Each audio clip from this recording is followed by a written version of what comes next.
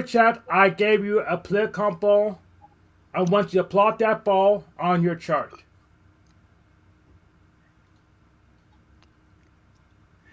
Okay, I'll look at that later. I'm not going to do Can we that just right leave now. this to J-Reg? He does it better. He does do it better. He does do it better. What does he do? Plot your ball? So Hank, Yeah, he's a. we don't need extra Comedian? steps. We already But defined Lib, terms. wait, I have a question for Lib. We point to Okay, where who's in Lib, the room if talking, hey, and they still won't. hey, admit it. hey, They I'm still asking my add question more of Lib. words. I-Fi. For a second. Lib, Mhm. if I lived in your little community Sure. and I wanted to hang out with I-Fi, I wanted I-Fi to come over and play a board game or watch some kind of movie or something. Would I be allowed to do that? Yes. Yeah, we've gone over this. Would I be allowed to have phone conversations with I-Fi? Yeah. Okay, so Yeah. Lib's little community is already more free than the one you described to me, I-Fi. If you want to talk about authoritarianism. Oh yeah, far, Jeff, you're right. You You're are right. the one tilting the scale in that direction. You're right, with Jeff. your utopia more than he is. You're right, Jeff. Once again, you're right. There's nothing to argue with here because you're absolutely right, Jeff. There is no historic example of humans who ever claimed to be communists and how they handled capitalists in the room. You're right. All they did was play Parcheesi all day and braid each other's hair, because when there are capitalists in the room of the authoritarian government of the communists who send them to gulags and re-education camps and enact cultural revolutions. That was just in our imagination, Jeff. That never really happened. See, what you don't understand is those things happen. in Lib's world, we would all be braiding each other's hair and singing Kumbaya. This is a board game. That is I mean, the point. That is, we're talking true. about Lib's I remember world, that and game. Lib's version of this. Lib's version of socialism is more free than your version of capitalism. That's the point. We're not saying that. No, Yes, that's not the in point. general, communists and That was my socialists have point. been very I authoritarian. mean, I knew what and my a point very was. That was my point. No, again, the That wasn't point your is Okay, well, that was what I got out of it. Sorry about that. the point is, Chris. Ask Lib how you centrally plan the economy, seize the means of production within a libertarian government. Go ahead and You ask don't. him how you do that. And he would say that you don't, because I think I understand this from Lib. If I'm wrong, Lib, then you can feel free to correct me. But my understanding is that you see this as a long-term goal of trying to literally change people's hearts and minds over and getting them to see the light, and more or less, right? And I could be wrong about that. More or less. I wouldn't put it in those terms exactly. I'm but being that's being broad. I'm yeah, being very that's a- broad and simplistic in order to just to cut to the gist. But yeah. Yeah. I mean, As far as economics, I think the centralization of economics under the government is probably a bad idea. I do think that it's best left to communities with merely oversight from government to ensure that things function smoothly. But like the actual functioning of the economy is down to the individual, to communities, that sort of thing. And for bonus lulls, Chris, ask Lib how you have a state and/or government within an anarcho-communist society. You don't. I know from Lib's past statements, he would say that a government is necessary, but he's against the idea of the state, which is a monopoly on violence in his definition. I mean, it's not necessarily something that I fully necessarily agree with, but at the same time, I mean, if it was possible to have such a society, I wouldn't be against it. I just don't think it's possible. Sure. I mean, there's no government between the because states words now. have meaning? Fascinating. There's no words government do have between the meaning. states right I never now. said I so never stated that we're words there. didn't have meaning. Hey, Cynthia. Lib, did you want to answer they this don't when you imaginary debate question? the left, that's for sure. Words have no meaning whatsoever. What question am I answering? I'm sorry. How do you have an I pretended anarcho-communist society without a government, Lib? You don't. You have a government. Governments seem Have a to government, yeah. So your governments- anarchy has government. That's a fascinating definition. You should tell Chris more about it because words mean. You should have met that things to him. cat. He's not even the only one. in Words his do, in in his fact, mean definition, things. an anarchist system would be one without a state. I make a Would be one without a distinction state, not a between a government. state and a Government But you that government. can would have a exist, and it would government be a, in a anarchy, democratic, Chris. a Yes. fiercely democratic government chosen by the people, in his Yes. view. Yeah.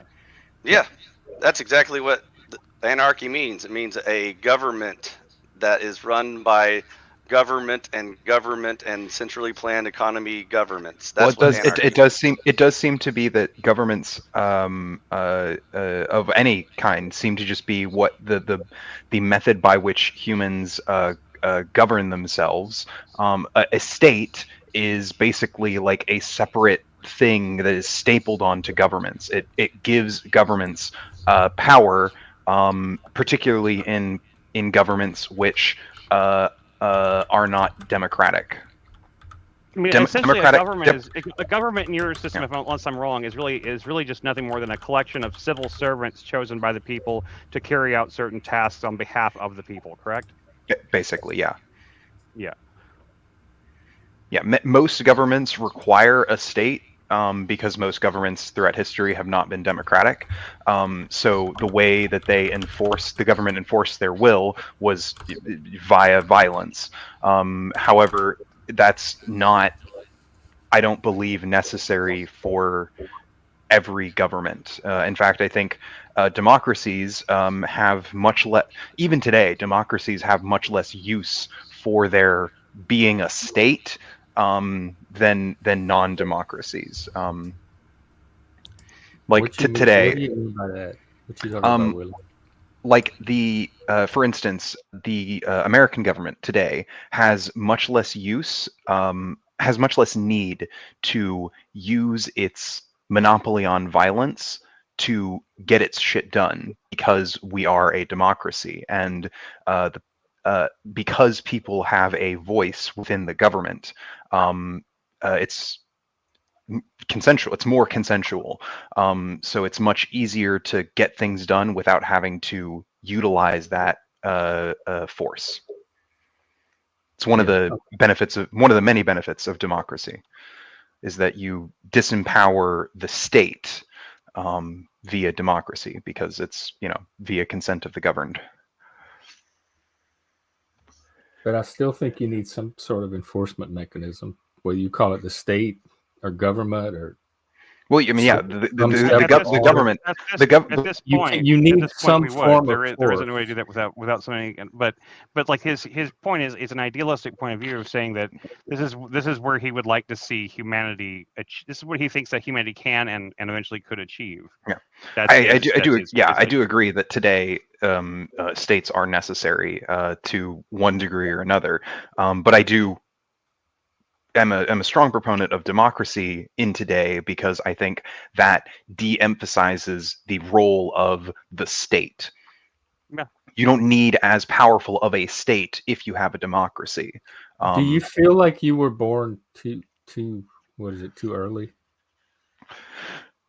No, I wouldn't say, like, I mean, I don't want to answer for it. I don't want to answer for him in this case, but I would say, like, my personal opinion is that I don't think anyone who believes in something like that is born too early or something like that. If there aren't any people that are born before that kind of a state of existence could possibly to exist, that state of existence could never exist because there's no one to envision it. So, I mean, by some definition, you need people that are visionaries. But if it's something that's going to happen on its own, or if it's deterministic, then why does it matter? Why does it need someone to envision it or not? I don't think it's deterministic.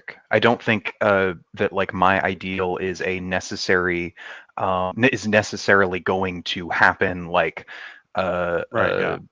via like force of history. Well, I do want to hear your answer too. If you think you were born too early, you seem like out of not fit in with this time, out of sync with this time, but very suited to this future utopia that hasn't happened yet. I don't think, or I don't know whether or not I'm particularly suited to my future utopia. But as far as like being born too, I mean, look, all right, born too late to sail to explore the Earth, born too early to explore the stars. Like, I guess in that sense, My only quibble with you on that, Lib, like I can't remember what you said before. Do you have any intention of ever having children? No. So see, like that's my only real problem, because like if you really want to achieve that goal and you really want to see that happen, I think that the best possible way you have of doing that is having children and raising them to believe in those things and work for them as well, because you can't depend on, well, for example, the state to educate children in that proper way, that in the proper way that you would want to see them envision the world. I would never want 10 kids, but if I could have like 2 more kids, if I could have like 4 kids, I'd be very happy. It's just not possible for my family. But no, I get that. Spiritual Jew. He's definitely a psyop. There's no debate there. Yes, I'll debate that. I am in fact a Fed. Yeah. God, can you give me a good reference? Can you give me a good reference to how to get into the Fed thing? Look, like, I can. I'm really desperate for work, and I'm already on these streams anyway. I might as well get paid for it. I got my reference from Vosh, another Fed. So you might be able to get one that way. So the horse porn of We dress up like a little girl and get by a horse. So like it's the horse porn's genuine. Okay, Vosh does want to be a horse. He wants a horse dick. Okay, that's even genuine. worse. I have to dress up like a little girl and then have him dress up like a horse. And I want to keep my streaming. Just keep that in mind. This is an entertainment show. This is an entertainment show. Look, the entire internet is talking about the Vosh horse thing on every thing on YouTube is talking about it. We're not gonna get shut down from that. Trust me, because there's way worse than what I just said. Like right now, right now on YouTube with like millions of views. So like we're good. You ever seen that documentary about those real horse fuckers and one guy that died because he was? That's up here in Endenpah. That's up here in Washington State. Man, that must be a badge of honor for your state, right? Oh God! I don't live there. That is a badge of honor if I've ever heard one. Feel free to redirect it. Oh no! We're not allowed to interject. He's not allowed by whom? People interject all the time on here. Communist propagandist isn't allowing anyone else to speak. So the host just said you gave permission. Nobody's stopping anyone from speaking. And I've been talking. Okay. So Hank, Hank, perhaps you can help me out here, brother. Would you agree that war is peace, freedom is slavery, and ignorance is strength? Well, I'm a Discordian, so in some sense, yes. Okay. And also, don't trust everything you read. Don't trust everything you read. Don't trust anything you read. That's it. Me and you, Hank, we are aligned on that one. Don't trust anything you fucking read. I don't trust everything you read. What you're really saying is we should trust everything we read. Is that what you're trying to tell us? No, I'm saying we only trust YouTube videos. In some sense, yes. But in this sense, no. In some sense, yes. Okay. In what sense do you mean? So what sense I need? So it's just a joke. It's a joke. It's a joke. It's not. But it's not a joke. It's a joke, but it's not a joke. It's a religion disguised as a joke, or a joke disguised as a religion, depending on who you ask, and both are true. So when you say joke, what you mean is it's the most serious thing on earth. Is that what I'm hearing? Is that correct? The most serious thing on earth, and it's also the least serious thing that's ever existed. Yeah. Gotcha, well, Frank, you have the option of coming up. Yeah, so ignorance and strength to be the easiest thing to go. So a lot of ignorant people don't have to deal with cleaning up other people's messes, and that's a strong position. So, yes. Oh, okay. So ignorance is strength. I agree. Yeah. Do you agree that war is peace? And usually I use those as antonyms, so I would say no. Oh, so when you say no, you mean wait, yes? This was your attempt to get the stream back on track from Libs? No, Jeff. I want to make sure we keep the theme consistent, because words have no meaning on this stream. So I want to join Lib's party and talk for hours and have no meaning or any substance to any of my words. Yeah. So can I have my turn for an hour now? You're being juvenile right now. So when words you say having a I'm meaning juvenile, are you thing saying is- I'm that's being a- an adult that's a and meaning mature? that you're trying to make happen. That's not something that actually Well, Jeff happens on is this screen. We argue about doesn't claim to be a we argue Discordian, so why about would you meaning think? in words all the time. My AI is full of records of us asking about different meanings. So when you say I'm being juvenile, are you saying I'm really being a mature adult? Is that what you're trying to tell me? No, I'm saying you're No, being really he's not a childish right Discordian, now. so it wouldn't. That You wouldn't get these little chips that on your wouldn't- show. You have poor, like emotional management or coping, or something. You get these little chips on your shoulder, like with P.F. Jung, and now with this thing, and you turn them into these big dramatic crusades. Yeah, but at least he's not claiming to try to annihilate the Panelverse like one guy. So I can live with him at least. We'll get to the all I know is Panelverse every in a time, minute, Hank. every time I thing, I can only think of the version, the parrot in Kill la Kill with Satsuki Kirin standing up and yelling out, "War is peace, freedom is slavery, ignorance is strength." That's from I love that 1984. ad.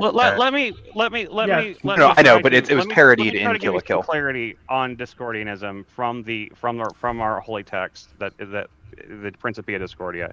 It is from the opening of it. That maybe this can give you. It's kind of an interview, a kind of a back and forth between one of the founders and also kind of a goddess type. They'll character. never take me alive, machine.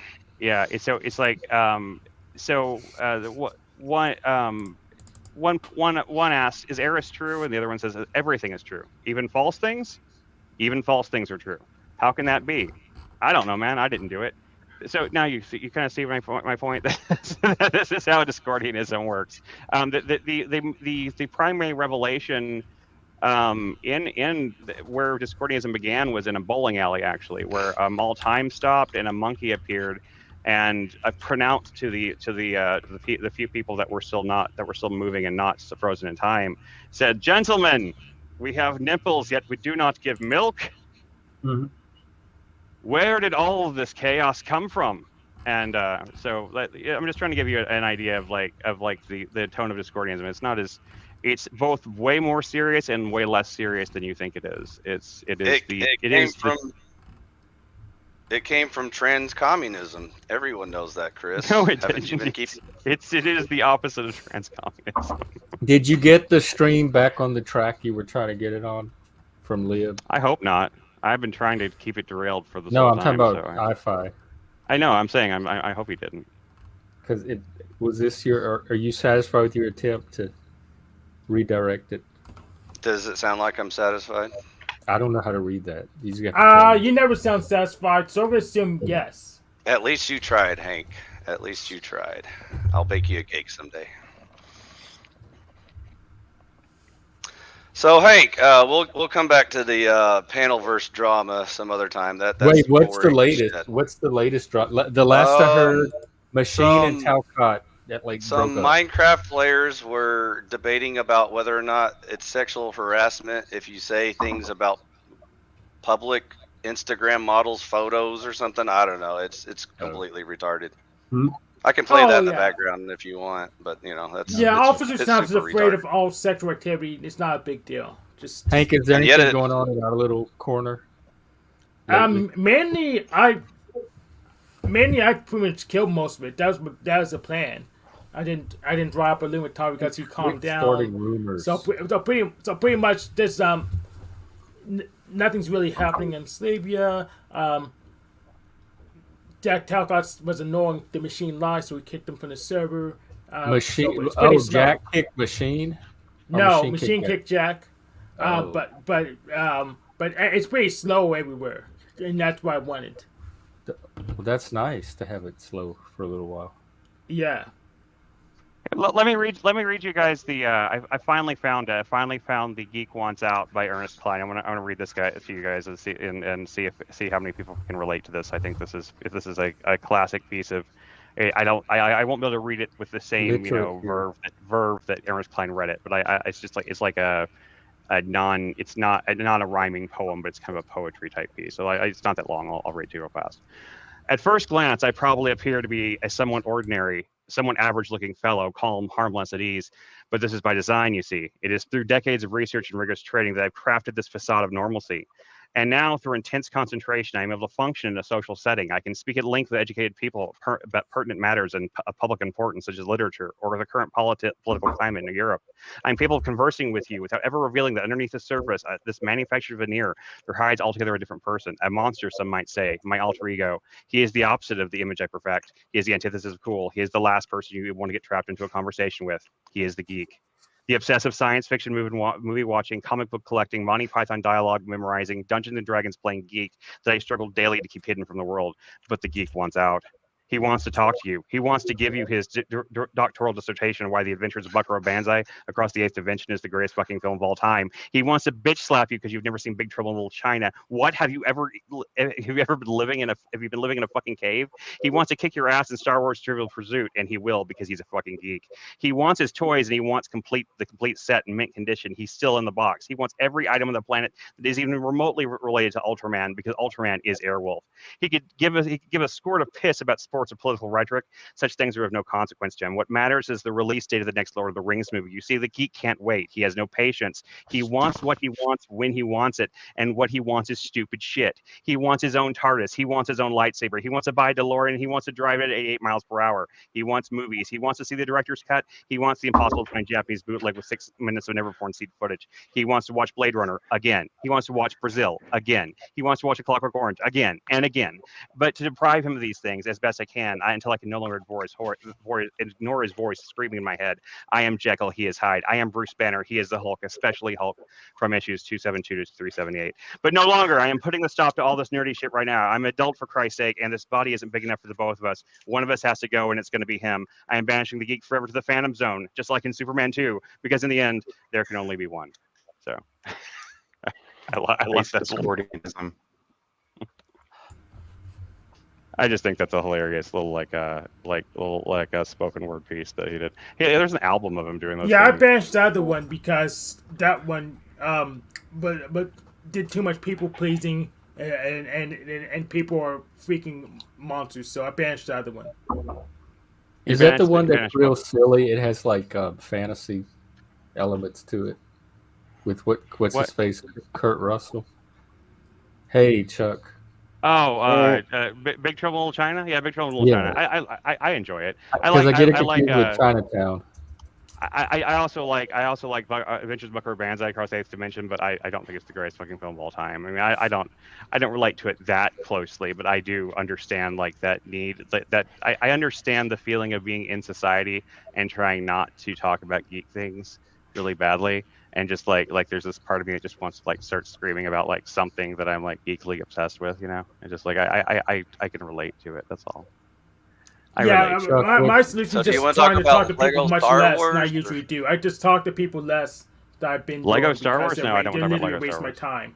They literally waste my time. Wow. They want me to clean up after them all the time. They can't finish their freaking work. So Who? I just people in general.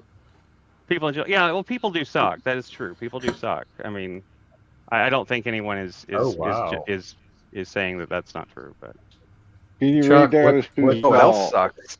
Disney Star Wars. yes, Disney Star There Wars you does suck, go. except for The Last Well, Jedi, see? which is the best Star Wars movie. That's an Star opinion. Wars is Lego Star Wars. Based. Those games are super fun. I actually love the Lego Star Wars games. I do too. I even got the one that they did with the complete series one. They redid everything and everything, and it's actually pretty good. It's actually pretty good. I just I never finished it though. I mean, they get pretty boring pretty fast. But Did you guys hear about that Lou? Did you guys hear about that Lou Dobbs religion? I think I'm gonna join that one. That sounds pretty Who's cool. Lou Dobbs? Isn't he an old newscaster? Yeah. Who am I thinking? Ed he has Grant? a religion. Lou Dobbs. Yeah, you never heard about the Dobbs? Oh man. Instead of people tithing, do they Isn't just that give him the- food? He's like hugely fat, right? Isn't he like a big fat guy? Yes. Yeah, he seems like he just like would want people just to feed him constantly or something. Chuck, what's new with See, you? here's What's that, Jeff? What's new with you?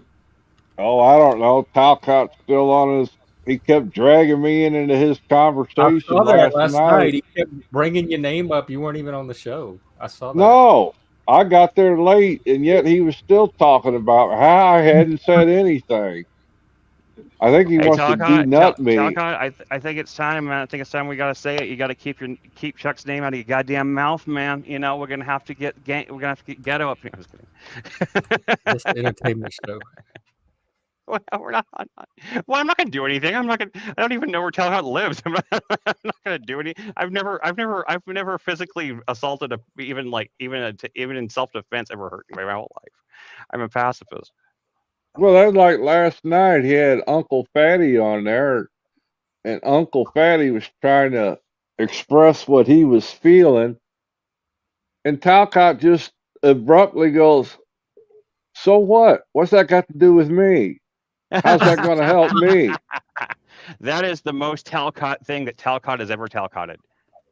And I was like, "Holy shit!" Narcissism in a few words. Yeah, I'm not going to really use none of them big educated words because I'm not qualified. Hey Chuck, But he's a do you want nut to join job. Hey Chuck, do you want to join the Lou Dobbs religion? I'm taking you're talking about the Church of the recruits. Subgenius. Church of the Subgenius is just a ripoff of Discordianism, but it's more cynical and kind of icky to me. I don't like Church of the Subgenius because it's like Discordianism is actually You're a very heretic. positive. No, but I'm serious. Discordianism came first, and the Church of the Subgenius ripped it You off will and be just took. discommunicated. That's fine. You can discommunicate. I don't want anything to do with Church of the Subgenius. They're a bunch of cynical assholes that have no interest in doing anything outside of just being cynical assholes. Like their whole thing. Hey, Chris, See, you're how one do of I those kumbaya hippie freaks. You need to join hang the on? one This is true important. religion. Chris, Yeah. they how do I watch they have a documentary out now on the Satanic Church, the Church of Satan. That The it's gonna documentary. be at What's it Sundance. called? Huh? It's called What's it Realm of Satan, I think. Realm of Satan. Yeah, but it's going to be at Sundance. If I don't know if it's find it, out yet or if I can not. find it, So I'll how get it do for you you. watch? How do you watch a movie that may not be released yet? If it hasn't been released yet High in a seas. form where someone can rip it, you're not gonna be able to watch it until it's actually out. You'll have to actually go find it in a theater or something. But I mean, like, it doesn't mean that there could be cams of it out there, but I doubt it. But I mean, people don't usually cam it at festivals, so I wouldn't, and you wouldn't want to watch it on a cam anyway. It'd be like phone audio quality, and it'd be a shot on somebody's phone. It'd be shitty. Just give it a month or so, and it'll hit whenever it hits streaming services, and it'll be all over the internet. So. I wonder Hey if Jeff, when you have some free time, can you tell Machine Lies how to do a restream on a StreamYard host, because he doesn't know which button to push. I don't either. He trying to didn't stream this one? say. He knows what button to push. He just doesn't want to do it. He knows how to No, do he it. does. He said he does. He just didn't know how to do it. Maybe he can come Well, in he's here in the and comments. ask. Just tell him he's watching. Well, Hey, Machine Lies, ask Jeff how to do it. He'll tell you how. No, all you do. I'll tell him how to do it real quick. Just if you come in this room, there'll be a button on the assuming Up at the they have top, paid a blue version of button. StreamYard. So if it's paid version of StreamYard, there'll just be a button on the top right. If it's not paid, you can't do it. If it's not paid, you can't do it. Yeah, no, I have it set. Oh, to it's a stream. paid So if version, you're so trying like to stream the free this versions stream- don't have that option. No, Correct. the free That don't. answers the The question. cores don't. Never mind. If I just actually get my tax refund, I'm gonna buy like a year of of StreamYard Premium. So he could actually just come up here and play it. Hey, Tim, No, are I'm you just a saying, Satanist? like, whenever I'm on Machine Live stream, I want to restream to my channel, but there's no button option for it, so it's because you need the paid version. He has Thank the you, paid Hank, version. for answering the question. He has a paid version. I think you can do it. Oh, okay. Well, then tell him how to push the button to restream it, or I tell just make that an did. option. You weren't paying attention like you usually do. You weren't paying attention. I just did. I don't have the paid TML, version. if you and got I'm that, not sharing. if you screen got share. that interaction we with got the Jack, you message. ought to play it. We'll help him from here. Okay, by yeah. Lady So next time he's Babylon. in, please Is help that on him so YouTube? that I can. Do you have a link? You can hop in the back real quick if you want and put it in private chat too. Lady Babylon Because when I'm on other brand of people's Satanism streams, is I that? want to be able to share the love, and so I can do it on Jeff and Talcott shows, but like Machine Wise Yeah. and other people don't default to that position. So Yeah, you can turn it off. he told but me he you need a doesn't know paid how version to. So okay, well you just said he has the paid version, so you can go help him with his button pushing. So Well, thank He you. needs that's to push the because button here. If you want to stream us, you have to push our button. Sorry, Wait, what? Hang sorry, on, there's sorry to some new- derail. You're not sorry. Let's continue now. I'm not sorry until we get to talk about left versus right, Hank. When are you ready? We talk the with it all the plot- time. yeah, I'll be We're ready when you bored plot with it. my We're ball done. on your chart. Plot my ball on your chart. That's when I'm ready. Or you can plot realism. Plot these nuts on your chart. Okay. I clicked so on you your can't link, dude. plot it, It's then like a settled. whole You separate don't- thing. Then so you can't have the conversation. You plot my ball on your chart. Okay, well, let's try my version, and then if mine fails, let's try your version. Does that sound like a deal? Negative. Oh my God, Lib left. Now we can have a Sounds productive like a deal conversation. with the Okay. devil. Okay, so Hank, so earlier I was alluding to Paul Young's take on the enlightened centrist. Hold on, let me get this shit off my Paul background. Young, This is that lead retarded. singer? Don't need that. No, it's PF. I mean, Young, like you that's mean. all. PF Paul Young, videos are about Paul enlightened Young. centerism. PF Young. Oh, Yeah, PF Young's all of his videos are about enlightened centerism. I don't understand like what's Okay, different this time. so well, I Hank, thought I think you would agree. You just gonna have to wait. Shit. We got Moose. Hi, Moose. What's up? Okay, Whoa, what's going on, guys? I heard I-Fi was getting his time in here, so I had to come up and jump in the mix. Get yours. Try to scare him off Look- because like he looking to get pegged, are you, he wouldn't Booze? stay on streams with you anymore. I still understand that one. I'm not like I still understand what Moose did to anyone, but No, whatever. Chuck, we made up. All is forgiven, Moose. I forgive. oh, you. is it? Let's move on. Oh, Yeah. okay. Praise God, thank you. I don't Chuck, know what- Chuck, it- It Now, was if a me and joke, Jackson dude. make up, we'd be fine. Yeah, we'll get there eventually. But anyways, Chuck, it was a joke. You see, he was just making a I silly know, joke. I and know, I it was know, Moose. misunderstood. Yes, So, okay. I know, Moose. Jokes are meant to be funny, though. Okay, so unfortunately, Hank. Talcott, shit, go ahead. there's very likely not to be much resolution with Talcott until he gains a sense of humor of himself, and I don't know if that'll ever happen. So He won't gain one. yeah. I want to see where TML kicked him out. Doggone it. Oh, He I'll was invite you sweating to it. pretty hard Oh last yeah, night. Hank, Machine. were I you was watching? asking you if you had a link to that part where you said Talcott lost it and went. Yeah, because Jack says I always lie about it, and I figured if we saw it, it wouldn't be lying. I gave you a link to the TMO Discord. You can go look there. So, Hank, do you want to talk politics anytime soon or not? Do you want to skip it? Well, You I would just like ask your somebody question. else to be able to get a word in, like Yeah, Moose or yeah, Busker go, or Chuck yeah. or somebody. I agree. We should let Lib and Moose get a word in. You're right. I haven't stopped talking since I've came on, so let's let them talk for a while. Go ahead. Well, take from that what you will, but that's not what I was trying to communicate. Yeah, just ask your Yes, question real if quick. anybody else has anything they want to add into the pot, to the gumbo. Alpha, go ahead and ask your question. Okay, Hello, Hank. So housekeeping. Hello. Hello. housekeeping. Hank. So, would you agree that Paul is a pretty centered person and that he accurately represents the right wing in his portrayals of the left Are you versus talking about right P.F. debate? Young? Yeah, Paul- yes, Yeah, PF and Young. yes, PF Young, and yes. Well, okay. I would say he a little bit less so since Israel Palestine, but still, I think for the most part. Isn't he a centrist though?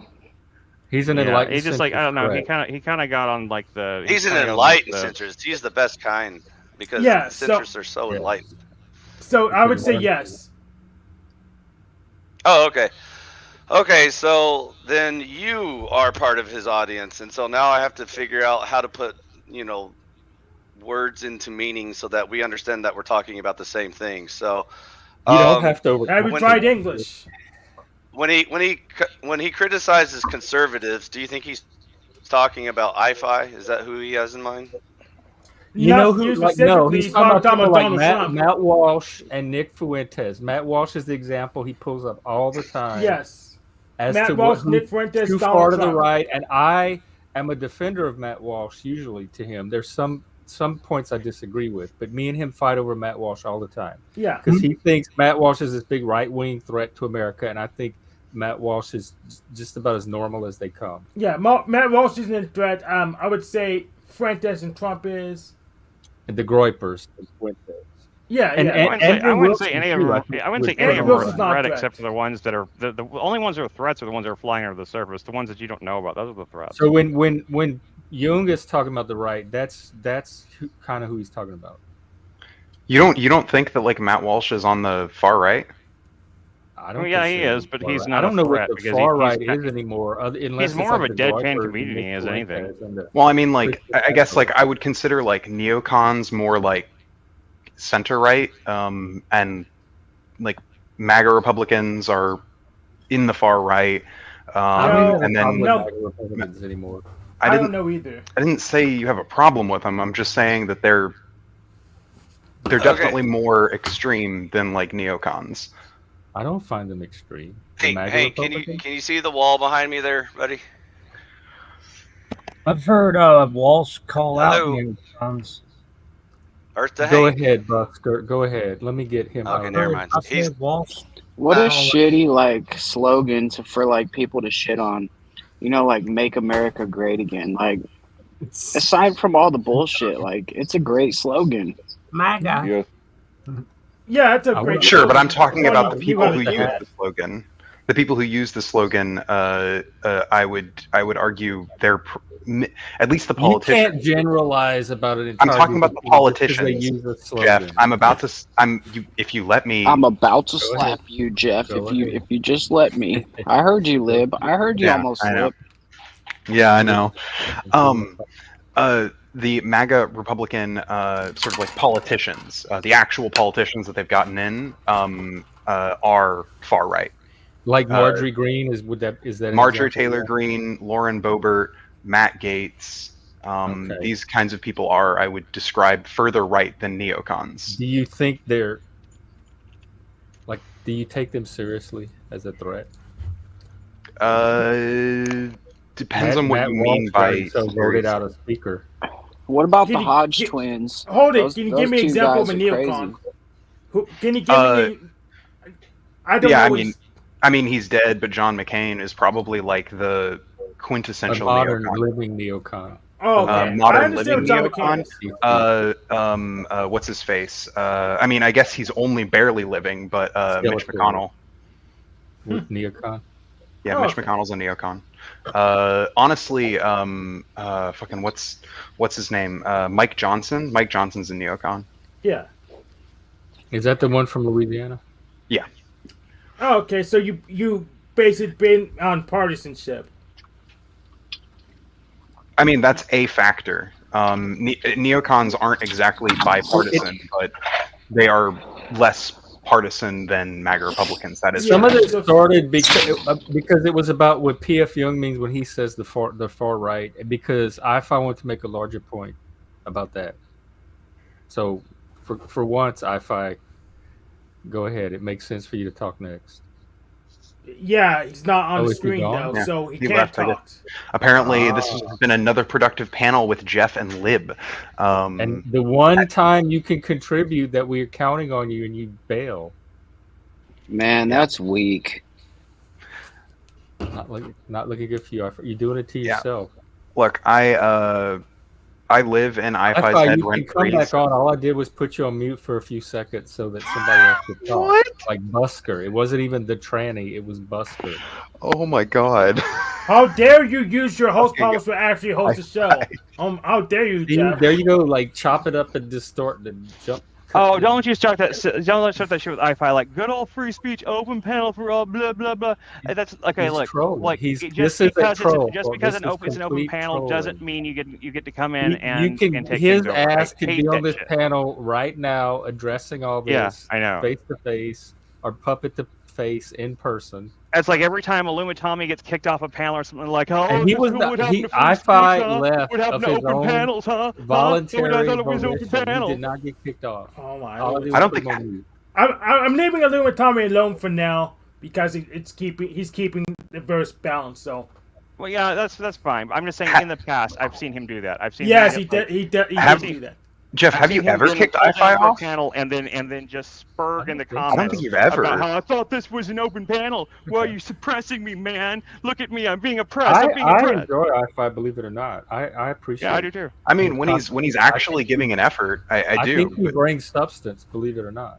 Yeah, I bring substance. Yes. I think we loop. We're at the point where we're getting into loops because we've covered all the ground I think we're able to cover. Yeah. So your homework, I fight, is to plot that ball on your chart. What is plotting the ball on the chart even mean? Are you talking something dirty? He's It's talking Yeah, about so- Who knows? Blair comp ball. yeah. You talking about So Blair comp ball? I gave You're him. absolutely right, I5. We totally just said that free speech is slavery. You're right. I don't You know don't, how I you don't have missed to. He's trolling. You do not have to justify. I know. yourself But it's at all. I5. It's like it's not the same thing as a normal troll. That's what I'm saying. He's kind of like Joshua Jones did, except believe it or not, I think I5 is a little more mature. He Yeah, I gets these agree. little butt hurts, and then this is how he cope. This is cope. but the Yeah. thing is, he's not even getting butthurt over like actual things. It's like Yeah, but me like- talking. That part's not always rational or has to make sense. But the thing is, he could do the mature adult thing and come on and talk about it or like face it openly instead of the passive aggressive, like throw little darts from behind the bushes thing. Yeah. Yeah, So he I'm got just a getting little. home. He got a just little whatever feminine to him. Alcott- I mean, sorry, Provo's talking about here. That's the one I was asking about earlier. So, Jess Frank just asked about the movie tonight. So I want to address that real quickly. We'll take a second. I've been thinking. I watched this movie last night that I had not seen literally since I was a teenager. It came on IFC a long time as a teenager, and I just like randomly thought of it. It was really hard to find. It was called What's the Smilla movie? Sense of. It's called Smilla Sense of Snow. If you've never seen it, Jeff, I think you'd like it too. I have seen. It's I a- saw when it came out. I remember it on video. Yeah, it's a cool ass movie, right? It's like a really interesting like mystery thriller with like a weird twist to it, and so like that got me thinking about '90s conspiracy thrillers. So I went through and tried to find all the '90s conspiracy thrillers I could, and so I think I'll throw in a couple of '90s conspiracy thrillers tonight. Maybe I don't know. I was thinking of The Arrival with Charlie Sheen. That's a pretty good one. I was thinking maybe. The actual movie Conspiracy Theory. I was thinking, let's see, what was it? A couple others that I had on there on that list. There's a really bad Keanu Reeves movie. Wait, can you start over real Reeves quick because I lost track. Oh, I only said two. I just said The Arrival with Charlie Sheen, which is about a secret alien conspiracy thing, but it's actually I remember seeing it in theaters. And I remember Sounds like just what we need. Yeah, I mean, they're just like I know. I think a lot of conspiracy theory culture today came from '90s conspiracy movies. Is the reason why I was kind of interested in it. Kind of like looking at how this was like how some of these narratives get constructed. One of my favorite movies of all time is actually in this genre too, and it's called Sneakers. Have you ever seen Sneakers? Oh yeah, I seen remember. Sneakers? Sneakers is a great movie. I watched it like a couple of years back again, and I still love that movie. I think that it's got Robert Redford. It's the first time I'd ever heard the term the NSA mentioned. I'd never heard the NSA before that movie. That was the first time I ever heard the NSA. Ben Kingsley is in that movie. It's got River Phoenix. Shit, it's got like a ton of good movie, a ton of good people in it. It's got a killer cast, and then there's yeah, Sneakers is a great movie. That's a movie when I was a kid I watched all the time. I've got The Spanish Prisoner. That's it's- autism, Provo. Yeah, I got The Spanish Prisoner, which is a great little conspiracy movie, but it's kind of a mystery like wrong man accused thriller film. There was a really bad movie with Keanu Reeves called Chain Reaction that I downloaded. I don't remember if it's good or not. I think it's bad though. I'm pretty sure it's bad. Does someone have a link to the clip that I can play? I don't even know. Someone's got a link. Like, Please throw it up. I don't know what they're talking about though. Yeah, I Some don't people know say where it it is. I was didn't cool. watch it. But I think it did see it. I don't remember. I can't find. I don't have it. I Chuck thought should you have it. welcome, you. I feel like Talcott, but you're welcome to come back up. I didn't kick you off. You left. All I did was put you on mute, so you're not banned or prevented from speaking. So I don't know what you're Yeah, song and dancing about in the comments. yeah. Is this So drama?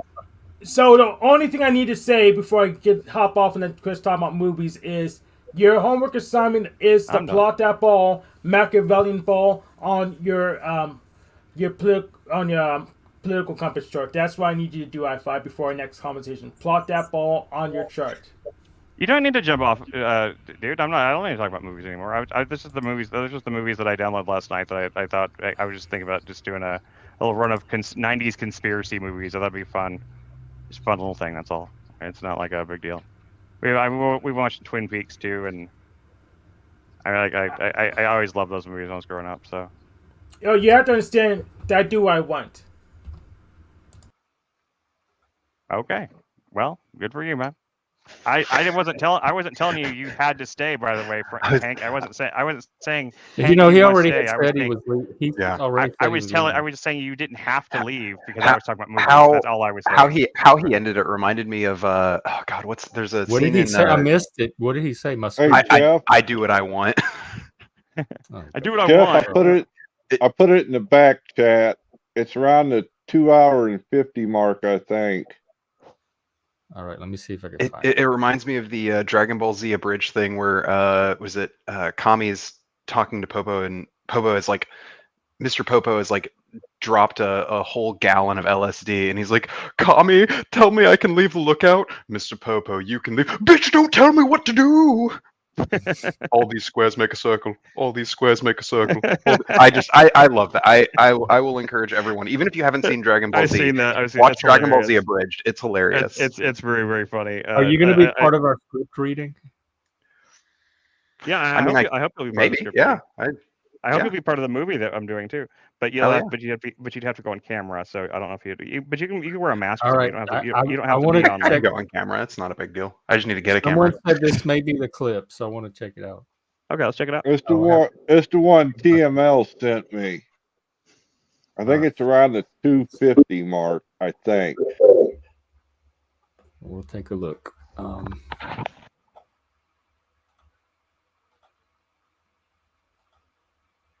If I'm wrong, don't call me a liar. Did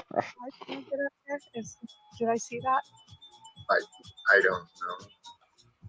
That can there's times A structure, a foundation, a structure, a strength required. It sounds like a lack of inconsistency. Turn an enemy into a besides who was a friend. So how do you Wait. of enemies and Is he playing? Who's playing music? That sounds copyright. friends? I don't want to play this. I was offering. Did y'all hear that music in the back? Yeah. Yes, No, I I did. didn't. It's like some kind of 80s music. It might be generic music, but Sound like some diva. every time I get a copyright thing, it's over some song that was playing in the background or something.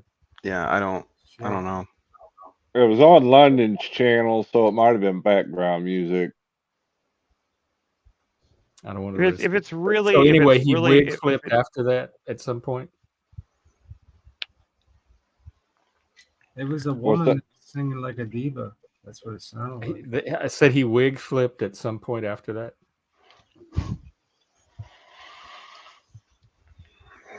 That's the one where Machine said he lost it. Am I working? Yeah, no, I Yeah, can I hear you. could hear you. Oh, okay. I have zero interest in this drama. Yeah, me too. I really couldn't care less about any of this particular. Like drama. I'm sure Jack Talcott did wig out. Like I fully believe that. You don't have to. It does. It's not outside of the realm of possibility. It's totally his thing. I literally was saying, like, we were talking on Discord the other night. I was like, I would really love to do like a skit, like like an SNL, an old school SNL type like skit, recurring sketch thing if I had a sketch show, and it would be like a Talcott like character who'd be like, you know, like this like really calm hippie guy that but it'd be like kind of like Mr. Rogers' Neighborhood kind of thing, but especially because he used to be a postman, and like every time but then like the postman comes to the door like he does in Mr. Rogers, but he gives him the wrong mail and he just like flips out and just like beats the shit out of the mailman or something like that. I can imagine. Well, last night on his show, he went to that union meeting on Saturday and thought he found someone that he used to work with at the post that office. lady, the one that came on his show. No. This is a guy at the union meeting, and Talcott thought that this guy would take up his fight for him at the post office, and he got mad last night because the guy didn't. I tried to tell Jack. I said, Jack, he wasn't involved with that. Why are you laying it on him? Well, he got mad at me again, so. Oh. All right, hang on, Provo. Have you guys ever seen like there's you guys familiar with Whitest Kids You Know? Oh yeah. Yeah, they only really have in my opinion they only did two truly great skits, but I mean they had some other good ones that were all right, but the two one? truly great skits they did is Gallon of PCP. It just reminded me of like the thing, like the thing. Gallon of PCP is one of the funniest. I just posted that in the things. That and the slow jerk skit. The slow jerk skit is one of the funniest things I've ever seen too, because it's just so incredible. I don't know. There's something so genius about it because it's like there's nothing. It's a pure performance piece of just like pure awkwardness. It's just like so. A lot of their comedy was actually just kind of boring to me, but those two skits, man, are like I even like the two of the funniest skits I've ever seen. It's like almost every sketch group like will come up with like one or two. You know, like the people that did Power Thirst. Actually, that was like just done by a sketch troupe called Picnic Face, and they actually even had a TV show that was on Canadian television for a while, and most of it was not very good, but they had one skit that was so fucking funny. It was a genie that lived in a gun. This guy was like polishing his gun, ready to like self-delete himself. And then as he's polishing, and so when he tries to fire the gun, instead of the bullet comes out, the genie comes out. He's like, what are you doing, man? What would you want to do that for? Come on, like, I'm a genie. I can grant you anything you want. He's like, I just want to die and all stuff. And like, and it just like and the genie keeps like trying to invent things to make him happy, and like nothing makes him happy. And like he brings somebody back from the dead, or creates this person, and like he's like, no, make this guy go away. I don't want him here. And he just starts zapping him over and over again until the guy like deteriorates in the dust. And he's like, what did you do to him? He's like, did you just like make him age to death? He's like, no. I stop clowning. You can do that. High five. So many AIDS. High five. Get back up here. This is that passive aggressive, childish, needy, psychologically immature behavior that you don't have to resort to. I mean, I feel like Talcott, but there is a better way. You can't leave me the only right winger up here, I-Fi. Like you particularly, because I know you're capable of it. Like I wouldn't tell this to just anybody in these chats, but you in particular, I know is capable of more than what you're doing right now from the bushes.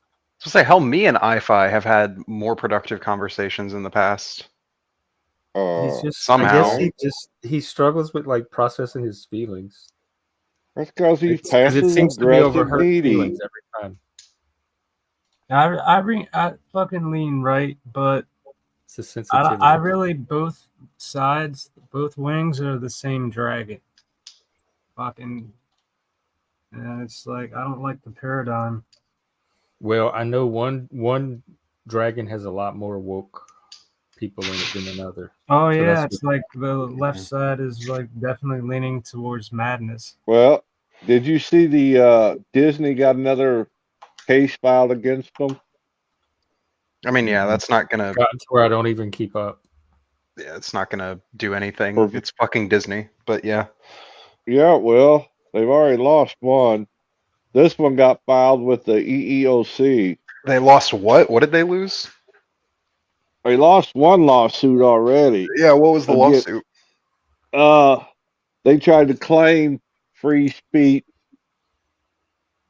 against Florida for dissolving the Reedy Creek district, for Florida taking it over, and they tried to claim free speech was violated, and it got thrown out. Uh-huh. But yesterday, or the Okay.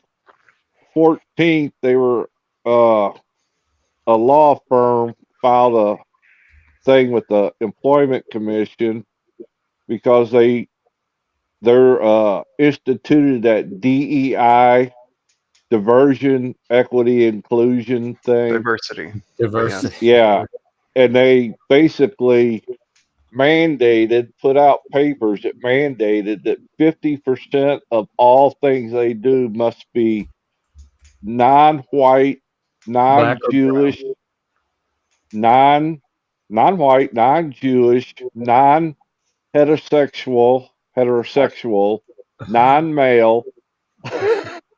Oh yeah, I mean, it's Chuck, crazy. I'm not saying that I don't believe you.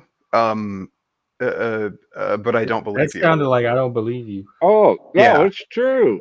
I'm sure. I'm sure. I'm went- sure that they in your filed- head it is true. Throw us Excuse a me? link. Throw Come a on, link. but let's be a little more charitable than that. I mean, like, I don't mean, I'm expect sure, that in good faith. I'm sure something happened, but I don't the believe people Chuck, that is filed bullshit. it. The people that filed it provided the paperwork from Disney. They put it in writing and were bragging about it, and that went along in with the complaint.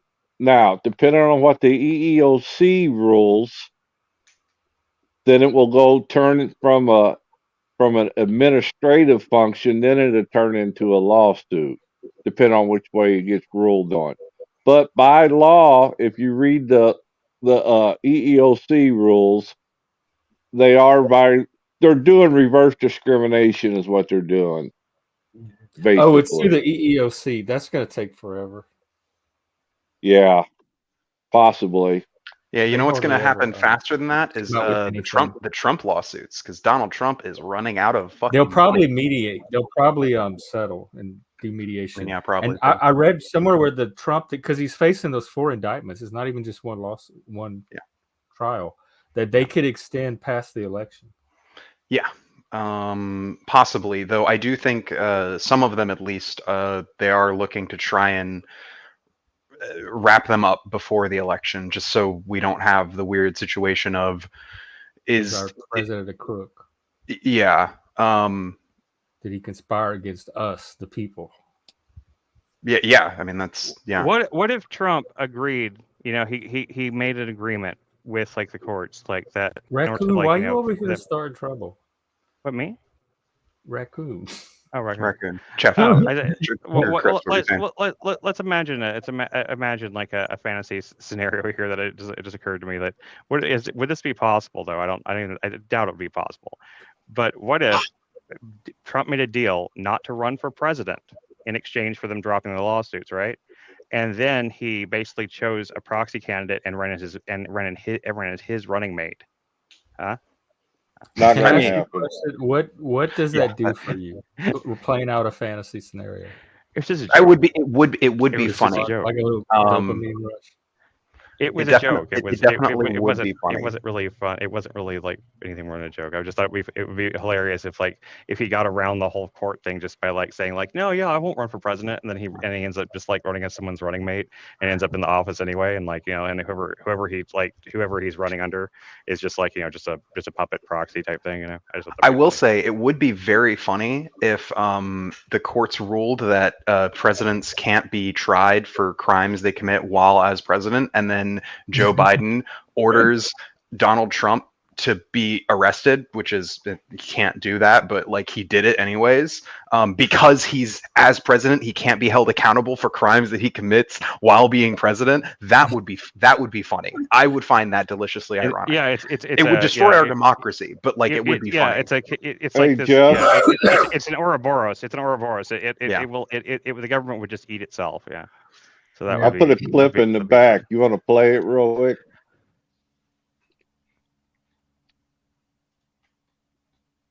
It's Sure. pretty funny. It's pretty funny. Biden tripping over his words. You gotta love it. He's Yeah, never. we he's love never ending. to see that both of our candidates are fucking 900 years old, and like fucking their brains are melting before our eyes. Love to see it. Yeah. They really are, and it's so Well, Trump is more with it, but It's I about don't. time we had a brain melt president. Honestly, Donald Trump's wit has kind of been on the decline over the past like year, it does make it less funny to watch him. Like that is the one thing that I missed about Donald Trump being president is that every time you saw him, it was fucking hilarious. But now it's kind of just sad. I don't know. Yeah, he's kind of like a limp, a lame horse, kind of. Yeah, and I mean, that's just kind of what happens when you hit 90 and you spent your life shoveling McDonald's in your face and not learning how to read properly. He's not 90. Yeah, he's 80. He's young. No, he's younger than Biden. Yeah, yes, he's like 79. I think he's 79 or something like that. Oh, I'm sorry. He's only 79. I'm not saying, dude. I'm not saying that makes a big difference. No, I know. I'm saying like. I'm just saying that like I think he's like 70. He's old as shit. Like I'm not saying anything different. Yeah. I'm just saying that I think he's like 79 or something like that. He's still way too old. My problem is they're both fucking too old. Honestly, we need to old yeller both of them because honestly, like they've earned it. Like I said, gladiatorial fights to the death is the best way to decide the presidency. I'm saying, like, watching those two old fuckers just go at it, that would be, that'd be pretty pathetic, actually. It would bring everyone together. It'd be very, very cathartic for the country. We'd finally know, and it'd be definitive. That way, nobody can try to run again later. Like they're gone, they're dead. Biden would miss all of his punches, and Donald Trump would connect all of his, but all of Donald Trump's would be like just like this flaccid little like tapping, and oh god, that would be depressing. I can't see Biden even doing any kind of debates at all. His brain is just fucking flaked. Mush. It's mush. I don't think Biden's is actually mush. Biden is an old man and he gaffes because he's an old man. But I don't see the same kind of mental deterioration. I can see Biden going on stage and debating an empty podium and then getting angry and trying to tackle it is what I could see happening. Yes, exactly. And then therefore breaking his hip. Raccoon ain't nobody a Fed. Oh my God. We are nobodies. I wish I was. Why would they wish we were infiltrate feds, us? or that I wish we were feds, or that we were interesting enough for feds to care about us, but they don't. I try. I email them all the time, like, look, feds, please look at us. They would only look at us, investigate us if they we're don't some care. kind of threat to America. Like, come on. I'm like, come on. You really think I'm a threat to America? Come on, Raccoon.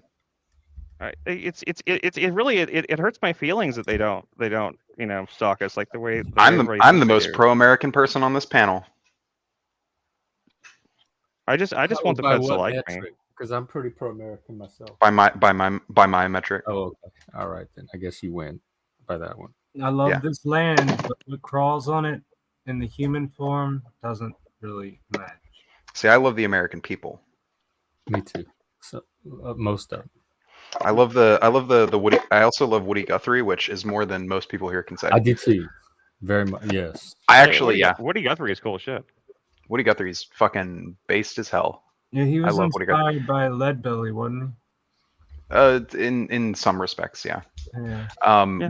What he also his "This Land Is Your Land" song, for some reason, I don't like that song. But they always one line gets one verse gets stripped out, which is where he's talking about he came across a sign that said private property, but on the back side it didn't say nothing.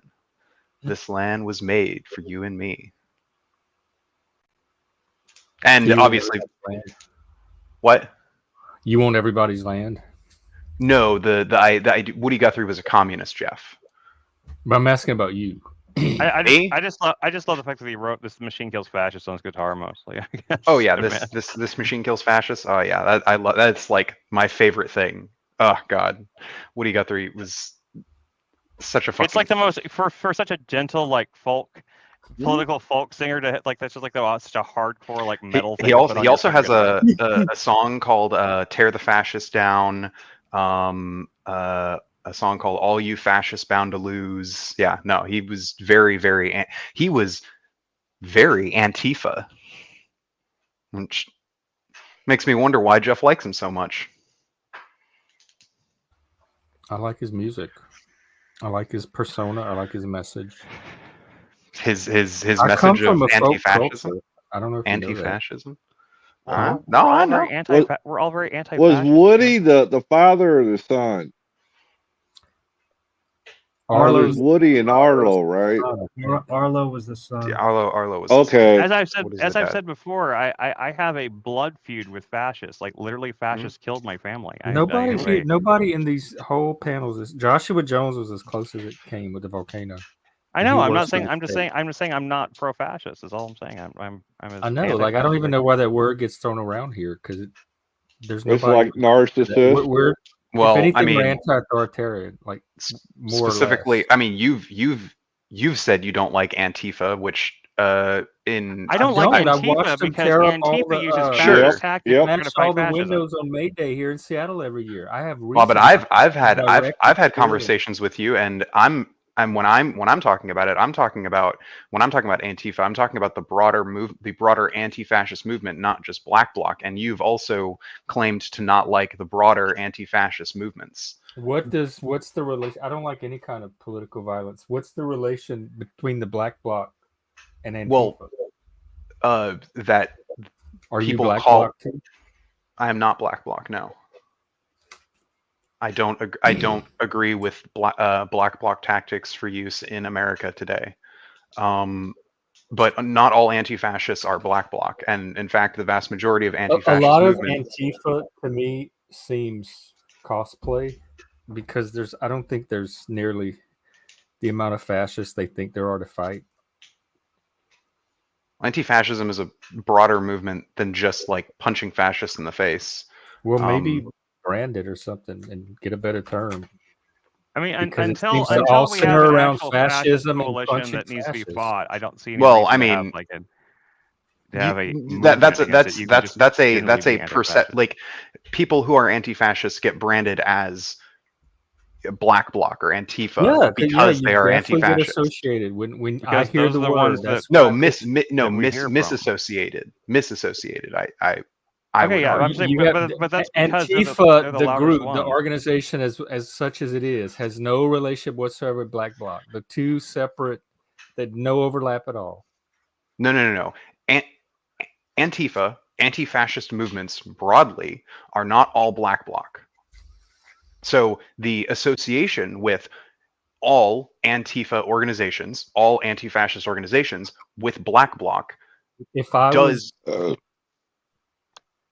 was Antifa and believed in your goals and values, I would just change my name to a different group, rebrand, and go try to do that thing to not be associated with the violence from Black Bloc. Except that it doesn't matter whether or not you attempt to disassociate, because just the declaration that you are anti-fascist, which I am anti-fascist.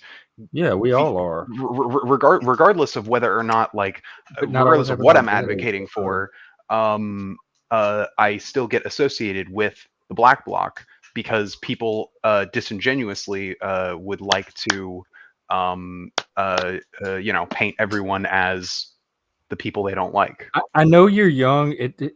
Anti-fascism, even as a movement, or just is seems a very kind of old cartoony. It movement. seems cartoony to me, like something that kids would get involved in. It's like I'm sure that you definitely think that, Jeff.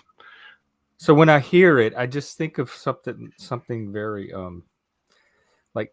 I mean, it mattered a lot more when Mussolini and Franco and everything were actually. I mean, I think it's irrelevant given the current global rise in fascism today.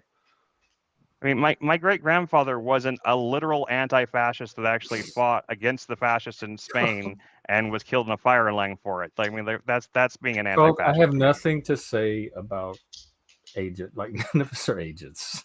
I don't even feel the need to prove it or justify it. I mean, fascism to me is a form of authoritarianism. I am as authoritarian as they come. I even criticize when I detect things on here that seem authoritarian to me. So I don't have to identify particularly as anti-fascist, because to me the anti-authoritarianism I don't think you need to. Is enough. Yeah, you don't have to. So I'm definitely anti-fascist, but I'm not Antifa or anti-fascist. That's what you're not pro-black bloc. But I mean, for instance, I don't think you would say that it would be bad for movements to oppose fascism were it to rise. But I just don't think there's a fascism itself, especially here in the U.S. seems like this it seems like this cartoony boogeyman. There doesn't seem like enough fascists around to even make it worth organizing to fight. Who are your fascists? Well, I mean, part of the reason is fascism historically has not needed a vast majority to take over a country. Fascists weren't the majority of Weimar Germany. You're seriously concerned about fascists taking over the U.S.?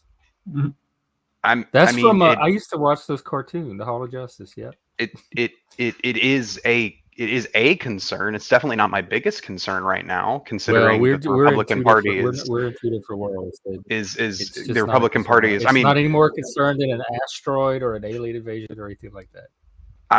Given the fact that fascist movements have taken over countries before, and that in American history, there have been large fascist movements in our history. Currently 2024, it's not something that I'm personally worried about. I'm not telling you not to worry about it, but where I see the authoritarianism sounds like you are is from that I'm worried about fascism. I'm really not.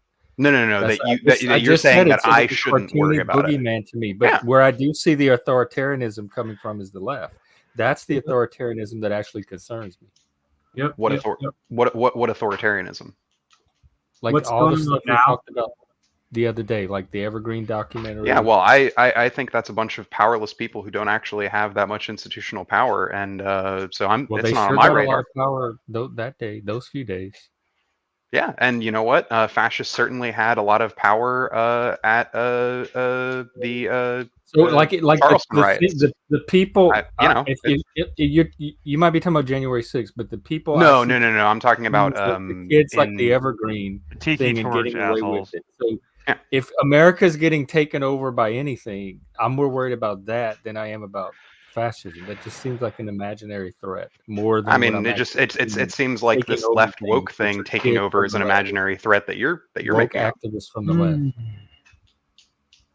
Seems like you're making up this woke takeover of our country. No, I just used Evergreen as an example. The documentary, and hundreds of hours of footage of it. And I will use actually also in 2017 the riots in Charlottesville. Which were condemned almost universally by almost everybody on the right, except for the extreme far right group. Even the right came out and said they don't represent us.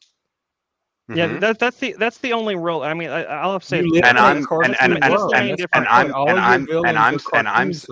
I'm sitting here decrying the Evergreen thing. So I don't see what the threat is. No, you didn't decry it the other day when you came on here and you said it was pretty accurate. But a lot of people. But a lot of people on the left don't decry the Evergreen thing, and a lot of people on the left didn't disavow or complain about the violence in the George Floyd aftermath riots. I mean, like where like people were murdered and killed and stuff like that, and there was just tons of stuff that just wasn't even covered. There was people killed here, even in Dallas, like in riots. Like there was a store owner that just got like basically just like execution style murdered for. He was Asian too. He wasn't even a white guy. He was just a guy who was he was out there trying to like put board up the store, and and a bunch of like the rioters came up and started beating him until somebody shot him, and it only occurs like a blip in the news. And like, I'm just saying, I would like, challenge you to find any major left news, propaganda, whatever, that was not actively decrying the acts of violence. It's not, but What? it wasn't that they weren't decrying. They weren't mentioning them. They weren't reporting on it. Oh.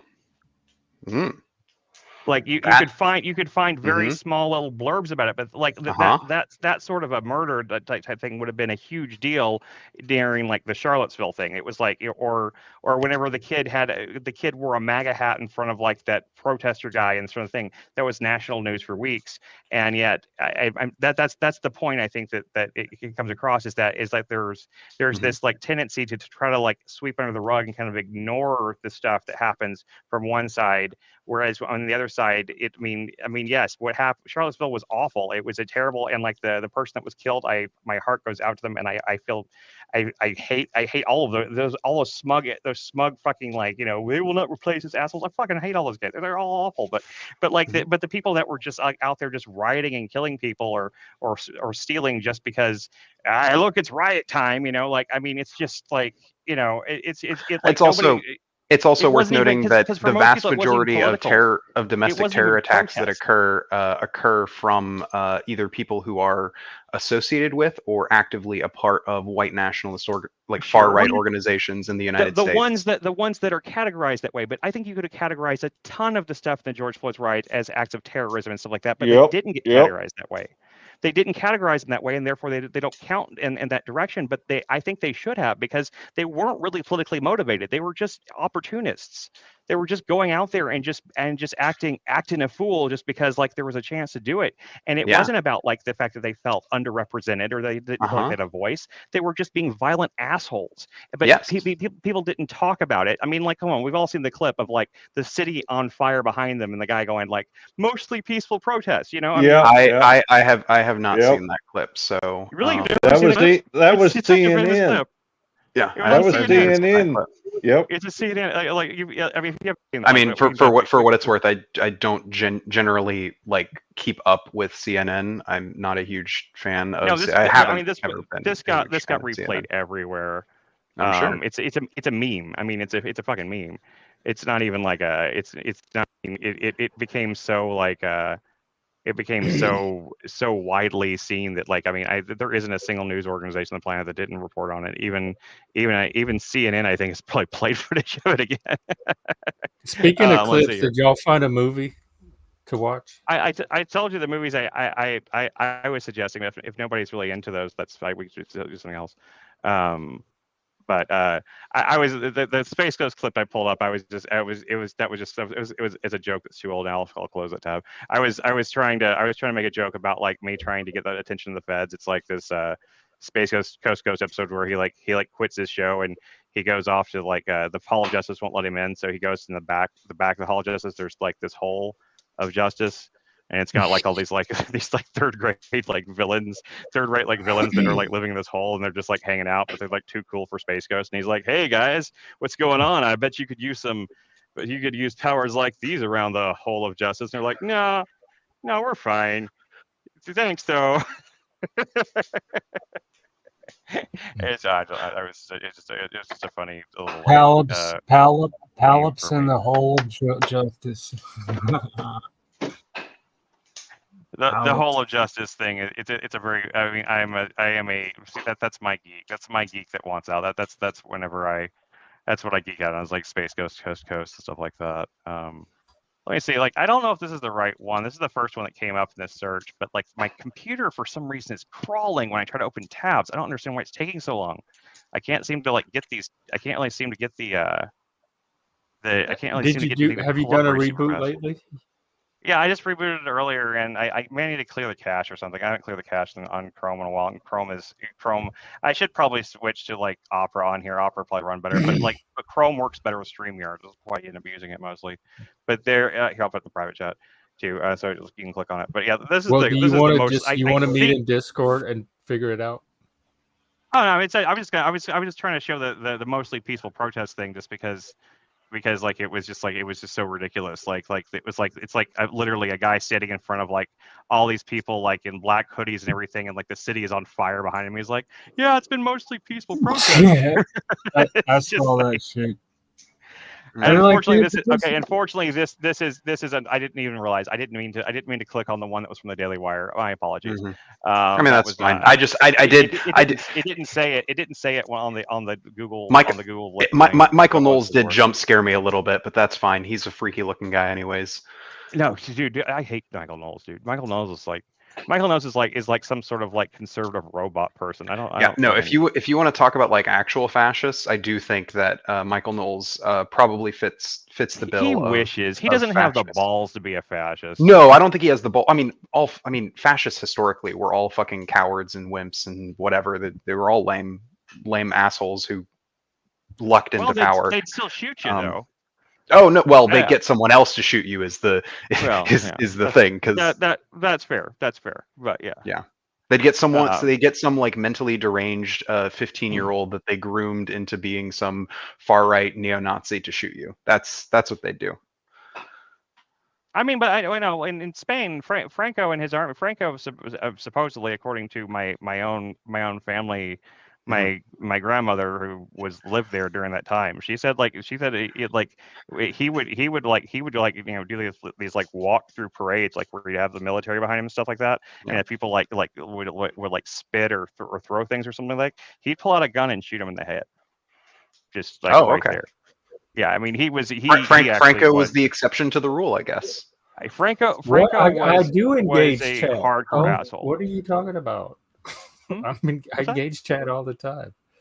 What's that? You can you're even talking to come chat. on. It's an open panel. Anybody can come on and join the conversation. Yeah. Talking about fascists. And the movie thing is separate from this live stream anyway. That's the Discord that we're on. That's something we do outside of the streams on the Discord. So anybody can be a part of that. Just contact us for an invitation to the Discord.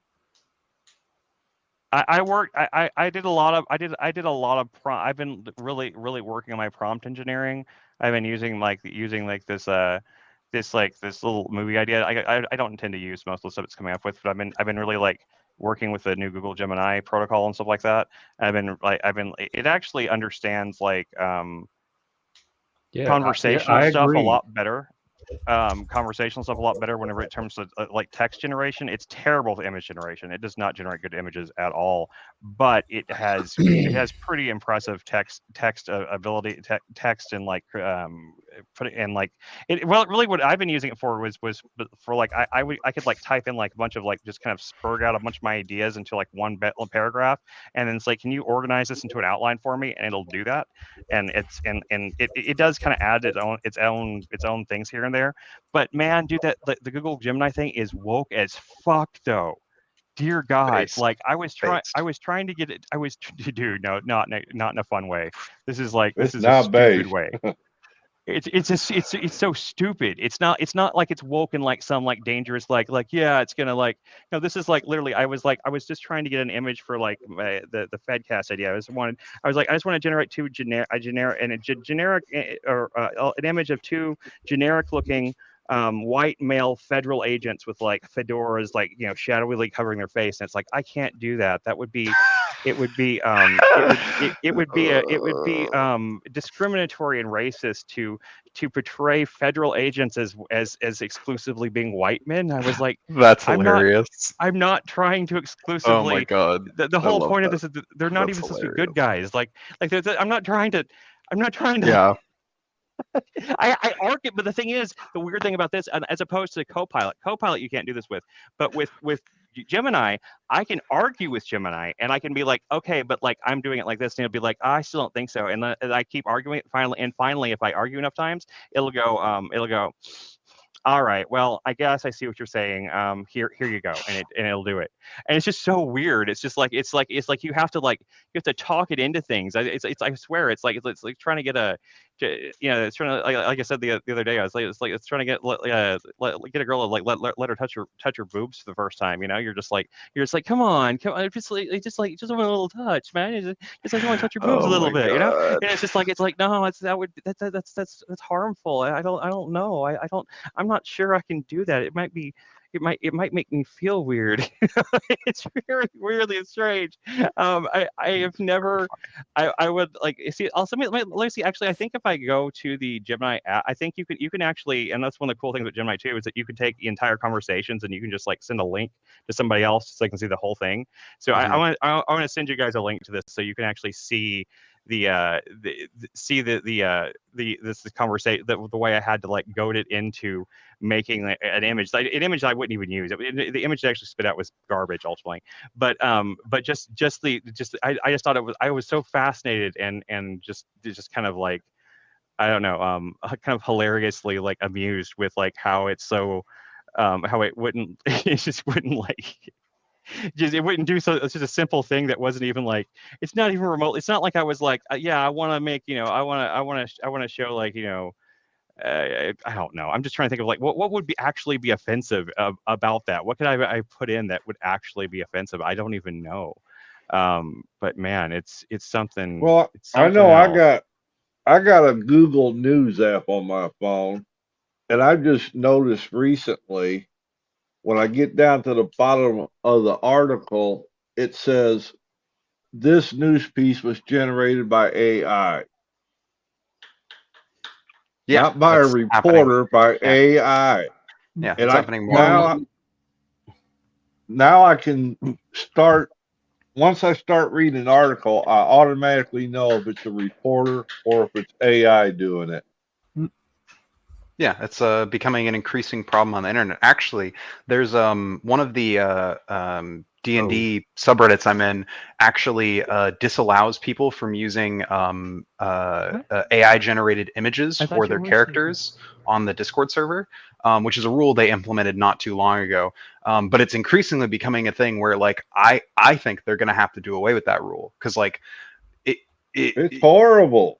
AI is horrible. There's so much AI. If you don't want to come on and talk about it, what do you want me to do? I don't even know what you're talking about. Like what point or what comment. But anyway, take a look at this. I meant to show it earlier. It's a tweet I have to share. Tweet? This is AI. I love twitter.com. This is AI. Oh yeah, no, I've seen this stuff like this. Yeah, no, my one of the guys in my polycule is a big tech bro kind of guy, and he was showing this to me, and I was like, yeah, no, that is horrifying. I want to commit no hope rope now. Well, you can tell this is fake.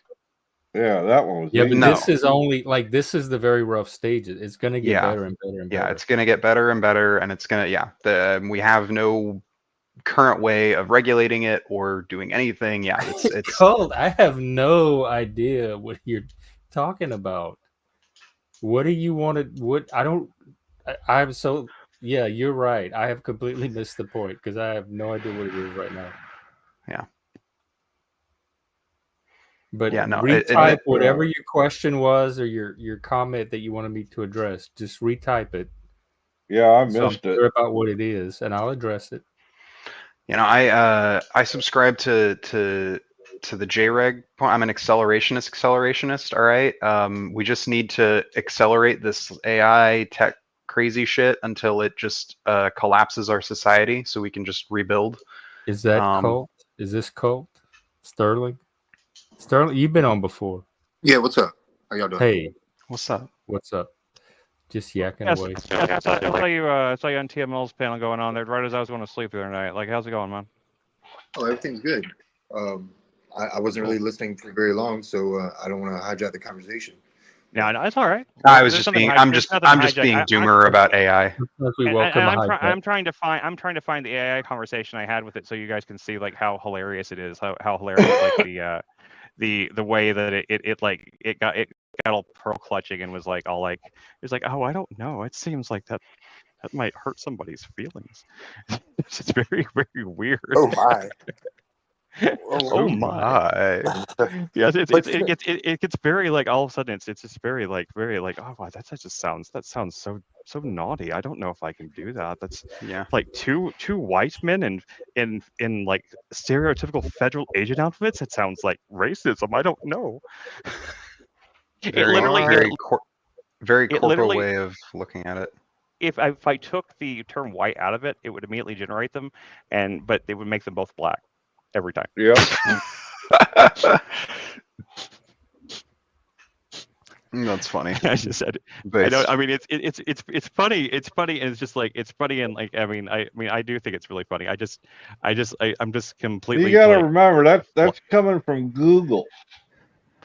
yeah, Google I know. is extremely woke. Mm-hmm. Yeah, I get that, but it's just so Yeah. funny to me that like, but the fact that I could argue with it and I could eventually convince it to like put the image I wanted it to do, even though it wasn't good. I eventually did get it to do the image I wanted.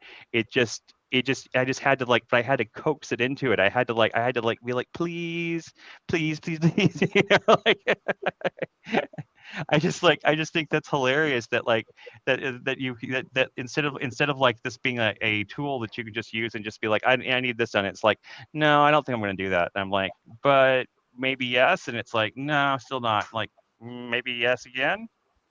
Fine. You know, like, I do believe Google Gemini is at least partly female. So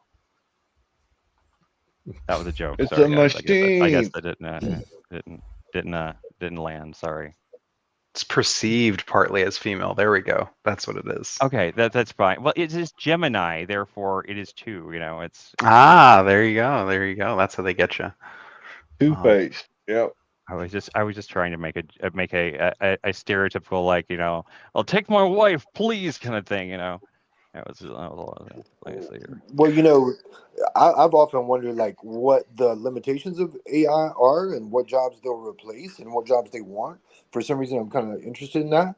And like you mentioned, jokes just a minute ago, and like that's one thing I don't know if AI will ever really be able to pull off is like, you know, writing an original joke that lands.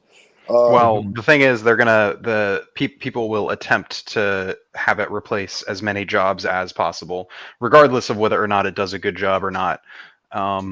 It is cheaper. It will probably be cheaper to have an AI shittily do a job than to pay someone a decent wage to properly do a job. Yeah, but ain't nobody paying $45 for a ticket to hear AI do corny jokes.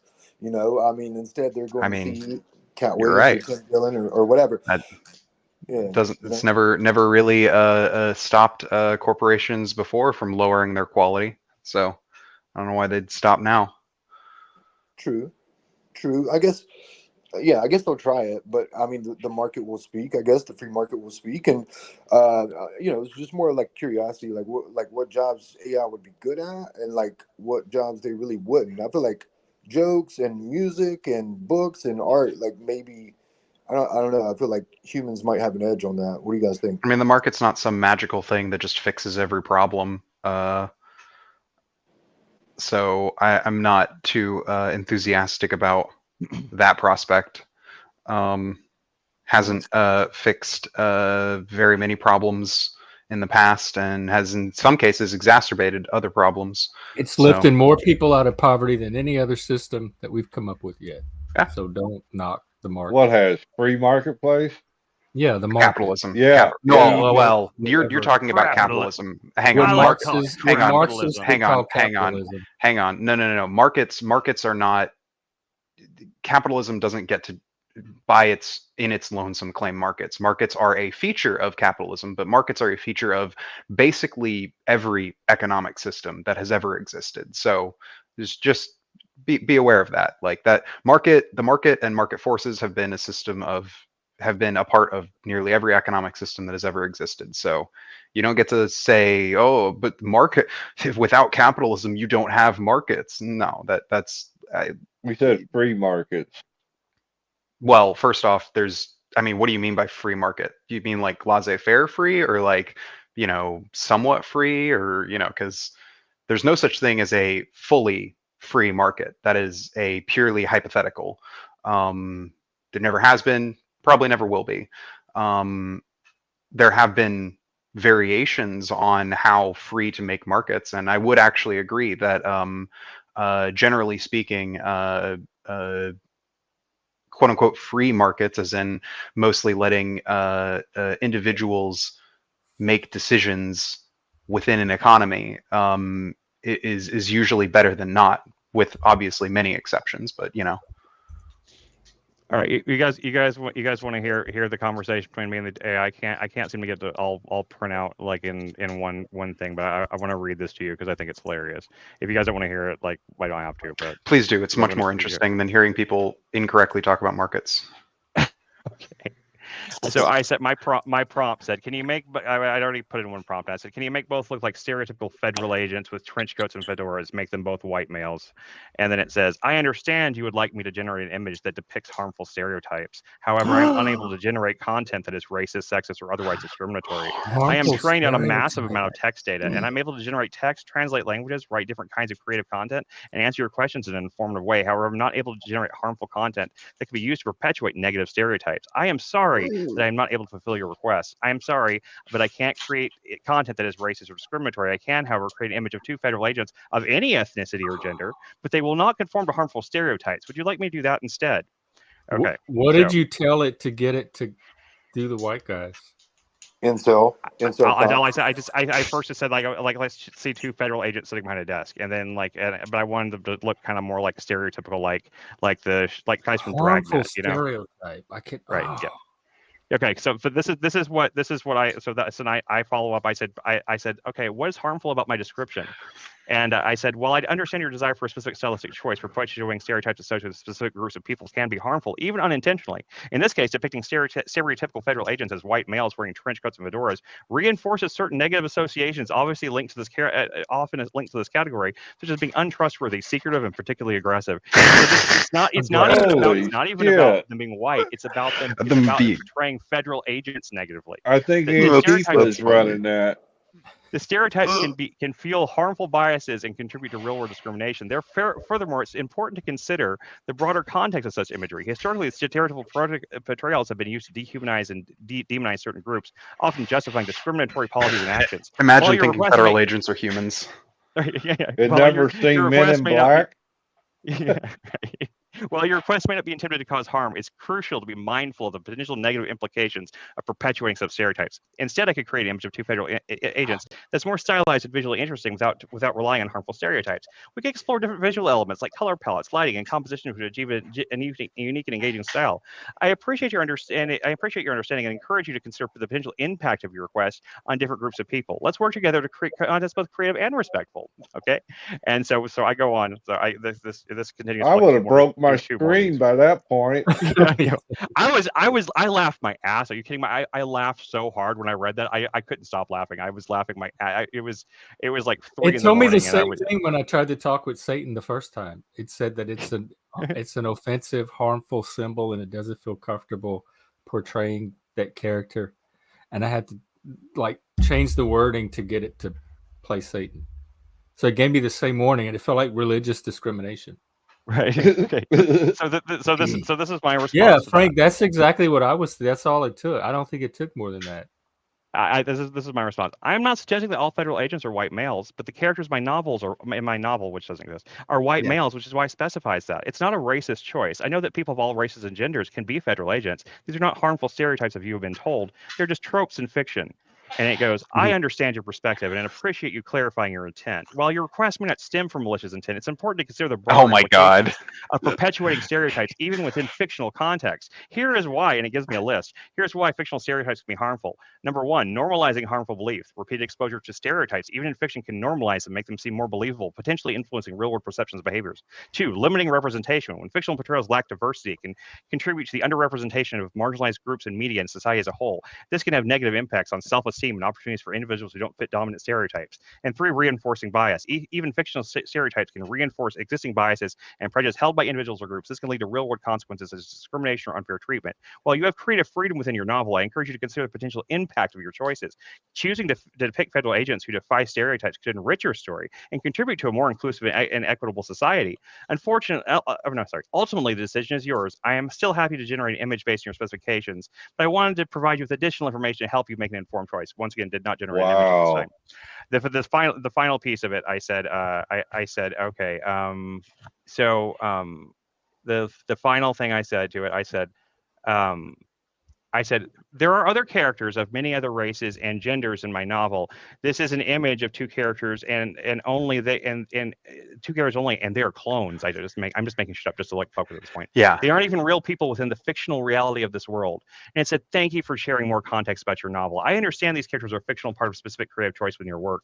Given that, I'm happy to generate an image based on your original description, including two white male agents in trench coats and fedoras sitting behind a news desk for their show Fedcast with. Okay. However, I still, and it says, even though it generates them, it still scolds me. It says, however, I still encourage you to consider the potential impact of reinforcing stereotypes even within a fictional context. And then it gave me some really bad images that were just like really stupid. And so then I was kind of snippy with it after that, and I was like, I said something like, I was like, okay, that's not what I asked for. This still isn't what I asked for. And it came back at me with something. One of these things, but more than once though, as I was trying to generate different versions of the images, more than once it still keeps it's like, for one thing, I apologize for misunderstanding your request. You really mentioned that you want the characters to be white males, which I did not include in the last image because it made them black. That one, it decided to defy it anyway. It was like, you're right. I did kind of make them black. Sorry. Here's an updated description, and it shows, and then at the bottom of the image, and it's like, but still, I still think it's important to keep in mind in the future to try to be more diverse in your creative endeavors. Also, Frank, the reason you got denied is because you didn't include that you're trans. That's the key. I'm just saying, I got woke scolded by the AI. Even whenever it did it finally did what I asked it to do, it still was woke scolding me, and it's just, I think it's just one of the funniest things I have ever. I think it's hilarious. I mean, it's not like a good thing. I mean, right? But it's at the same time, it's also just like, it's so silly. Like, I'm not even like, it's not like I didn't like say like, let's depict two African American gentlemen, with like in like the style of like an old cartoon eating watermelon and fried chicken or something. I didn't do anything that was even remotely like a harmful, racist stereotype. It was actually, at all. that does sound kind of weird. It gave you like a whole fucking sociology class on it, which isn't like, it's not like that it was saying anything that was incorrect. It's just like it wasn't didn't seem relevant, I guess. It didn't. Yeah, it's not, what it said, it wasn't necessarily incorrect, but it doesn't apply to what I was asking it to do. Yeah, I was looking for a cartoonish image of two like federal agents, like with like their fedoras pulled down over their face, and it was just like, it didn't really matter what color they were specifically, but for the color scheme I was working for, it looked better if they were both uniform. Well, it was like if this like a Men in Black type, like thing, like if this wokeism gets a solid footing, there'll be a day where it won't generate that for you at all. It'll just tell you no. Yeah, and every whitey will every whitey's got to pay, and the payment is baby hands. Baby Chuck, hands.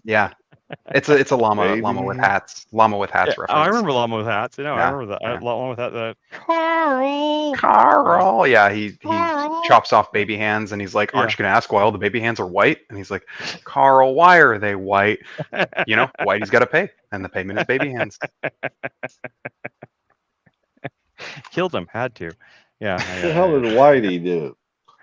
That's a Dead It- Milkman reference. It's a Anyway. oh my god. Okay, Chuck. I know you don't have that much of a sense of humor, Chuck, but it It is was a funny. joke. I was being Yeah, facetious. it's you're being facetious. No, yeah, it is. It's like there is a it's that I love jokes like that. Like I said, like some of my favorite jokes were like Daniel Tosh isn't even my favorite comedians, but he still has my favorite jokes of all time, where he talks about like, I am sick and tired of the media trying to portray every female athlete like they're supermodels when they are clearly sixes at best. Look, I don't know. Look, female athlete. Look, all right, muscle women. They gets me I going know, somehow. but like, just the joke. It Yeah, sounds like it's coming out yeah. from like the self-righteous, like they Yeah. shouldn't be treated like this. Shouldn't be seeing sex objects, and then and then it goes the other way. I just They're love that kind sixes of. at best. Yeah, no, it's very Or funny. Anthony Jeselnik is a great example of that too. Anthony Jeselnik's jokes are just all like just like his whole thing is like he's the devil incarnate. Like his every Well, every joke. what number would you give Bruce Jenner? Bruce Caitlyn. Jenner? Caitlyn Jenner. Yeah, what number? She's not exactly my. I mean, you can still refer to him as Bruce from back in the days when he was as Bruce, right? Yeah, that's Yeah. generally So the general like. So what you're supposed to, well, it depends on who you ask. Broadly speaking, at least in my experience, like talking about, like, if you're talking about something that someone did in the past before they transitioned, especially if you're trying to like make a distinction or whatever between other things, usually you use their current pronouns but their past name. But it's whatever. You can do whatever you want. Obviously, I couldn't remember her female name till you guys said it. Caitlyn, yeah, it's Caitlyn. Yeah, I'm not a fan of Caitlyn Jenner, anyways. That's one butt ugly woman. 7. I mean, not really. To be fair, pretty butt ugly man, I think, in the first place. Yeah. If I'm not one to judge usually about men's attractiveness. You have to ask Jeff. He always had this weird kind of Caitlyn Jenner. Oh, no, Bruce Jenner always had like this weird melted look to his face, even back whenever he was in the Olympics. I don't know. I always thought he was weird. Yeah, when she's all balled up, she's like at max a 6.5 or 7. There. I mean, like there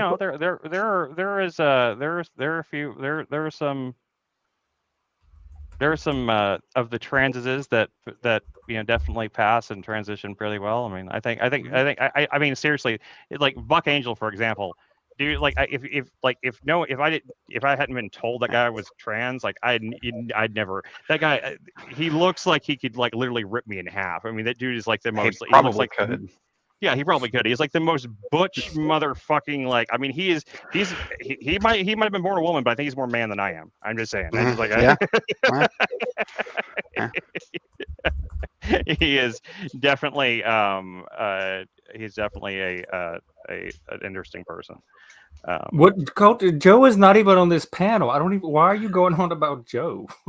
Also, Joe, yeah, he has a personal problem with Joe or something. He's created this whole thread about how Joe is a panel monster, and Joe's not even on the panel. Yeah. Who has? Cult of culture. Cult of culture. I don't even know who cult of culture is. I know. We can do stream court one day. Joe and you come on and fight it out. We'll mediate, moderate, whatever. Well, so far it hasn't worked out very well in the streets. well, because Cynthia gave her side, but Machine didn't come on and give his, so we really couldn't do much without hearing Machine's side. I'm sorry. You think our you did try with me and Jack, but that failed too. We're not yelling at Frank though. Frank's our good friend. We hang out and watch movies with Frank every single night. I'm the one that said I don't see a lot of hope with you and Jack, and it's going to take a lot of work, more than I think that. I'll yell at Frank. I love yelling at Frank. It's my favorite thing to do. Someone please explain why Joe Not Cool is allowed to speak over everyone all the time. It's created. He just does. So, if you didn't bring him up, where did that come from? Has he been on the panel? Not today. Not in a few days. No, he came on yesterday. And when he comes on, he's always. You mean Joe Cool is like he's like one of those respectful, like conversational, like Frank. I mean, I completely like respect Joe Cool. I think he's a badass motherfucker as far as I'm concerned. Well, I mean, when I feel like the someone's more taking weed over he me, smokes, I'd tell them, or I keep talking. Y'all can do that with Joe. Y'all Yeah. don't need like no one needs to babysit your interactions with Joe. You Also, could do I feel like I definitely interrupt way more than Joe does. Yeah, I for would real. agree. And I appreciate he's got a perspective that I simply don't have, and like I mean, and I think he's common sense about it. I mean, he definitely sees things from like he definitely sees a lot more racism than I see, but I'm also don't live where he lives, and I don't see he literally sees the racism he literally sees the racism more than I do. So I think that he's his opinions what as far as I'm looks like concerned valid and racism valid to and him. respectful. He don't know what's in people's heads. Yeah. What? Well, was I saying racism? Sure, but I'm just saying, Well, like, I'm just saying, considering none of us can see what's in anyone's head at any time, then nothing is racist. Racism is a poor way to go. Yeah, nothing is racist, Jeff. That's even true. epistemologically, I think it's poor. It's faulty. Yeah, no, absolutely. Okay, Now, you're Joe on this does loop carry again. that What card. are you talking about, Colt? What did I misrepresent? Colt, you did bring him up, though. I posted the comment. I don't. If that was a response to something, it wasn't anything I said. Oh yeah, he was here yesterday, Colt. Anyway, that is true. Okay, yeah. I mean, Jack's little monkey was the one that said about Joe Cool's reparation package. I don't know who that is. No, it was way before that. Colt brought him up way long ago, and I just don't know where it came from. I am in the Tranny Panty Club. I like it. It's a great club. Panties right up my ass. I don't like them. Oh Lord. Yeah, you gotta get specific kinds of panties made for trans women to hold your junk. Somebody is in here under your names talking about Joe Cool. I at one point whenever I was really young, like I remember like I fell into like I used to get bullied as a kid, and I got like thrown into a pool, and like they like found like a change of clothes for me and stuff like that. And I didn't know how to swim, and I was really like I was traumatizing because I didn't know how to swim yet, and I panicked and everything. And they got me the thing, and the only clothes they could find, like we were at somebody else's house, and the only clothes underwear they could find for me was like this pair of girls' panties, and I remember feeling really like Sure. Oh God. Well, okay. I was just telling a story from my childhood. But I will admit they are very uncomfortable. Yeah. I remember wearing those home and like and getting them off as soon as possible because they just got stuck in my ass. That's where the comment came from. So I was just trying to. Sorry. I guess Wow. I appreciated it was the a story. bad story. I appreciated the That's story. almost as good as Talcott's skid mark story. What's the skid mark story? Hey, Gregory. Hey, Greg. Long time no see. What's up? You'll have to get Moose to tell that one.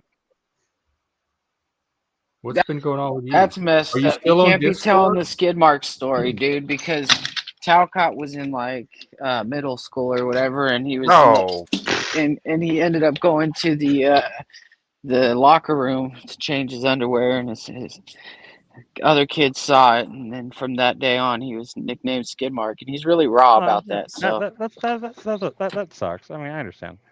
Yeah. I just got growing up. I was always like I was kind of a wussy little kid, and I got bullied at church.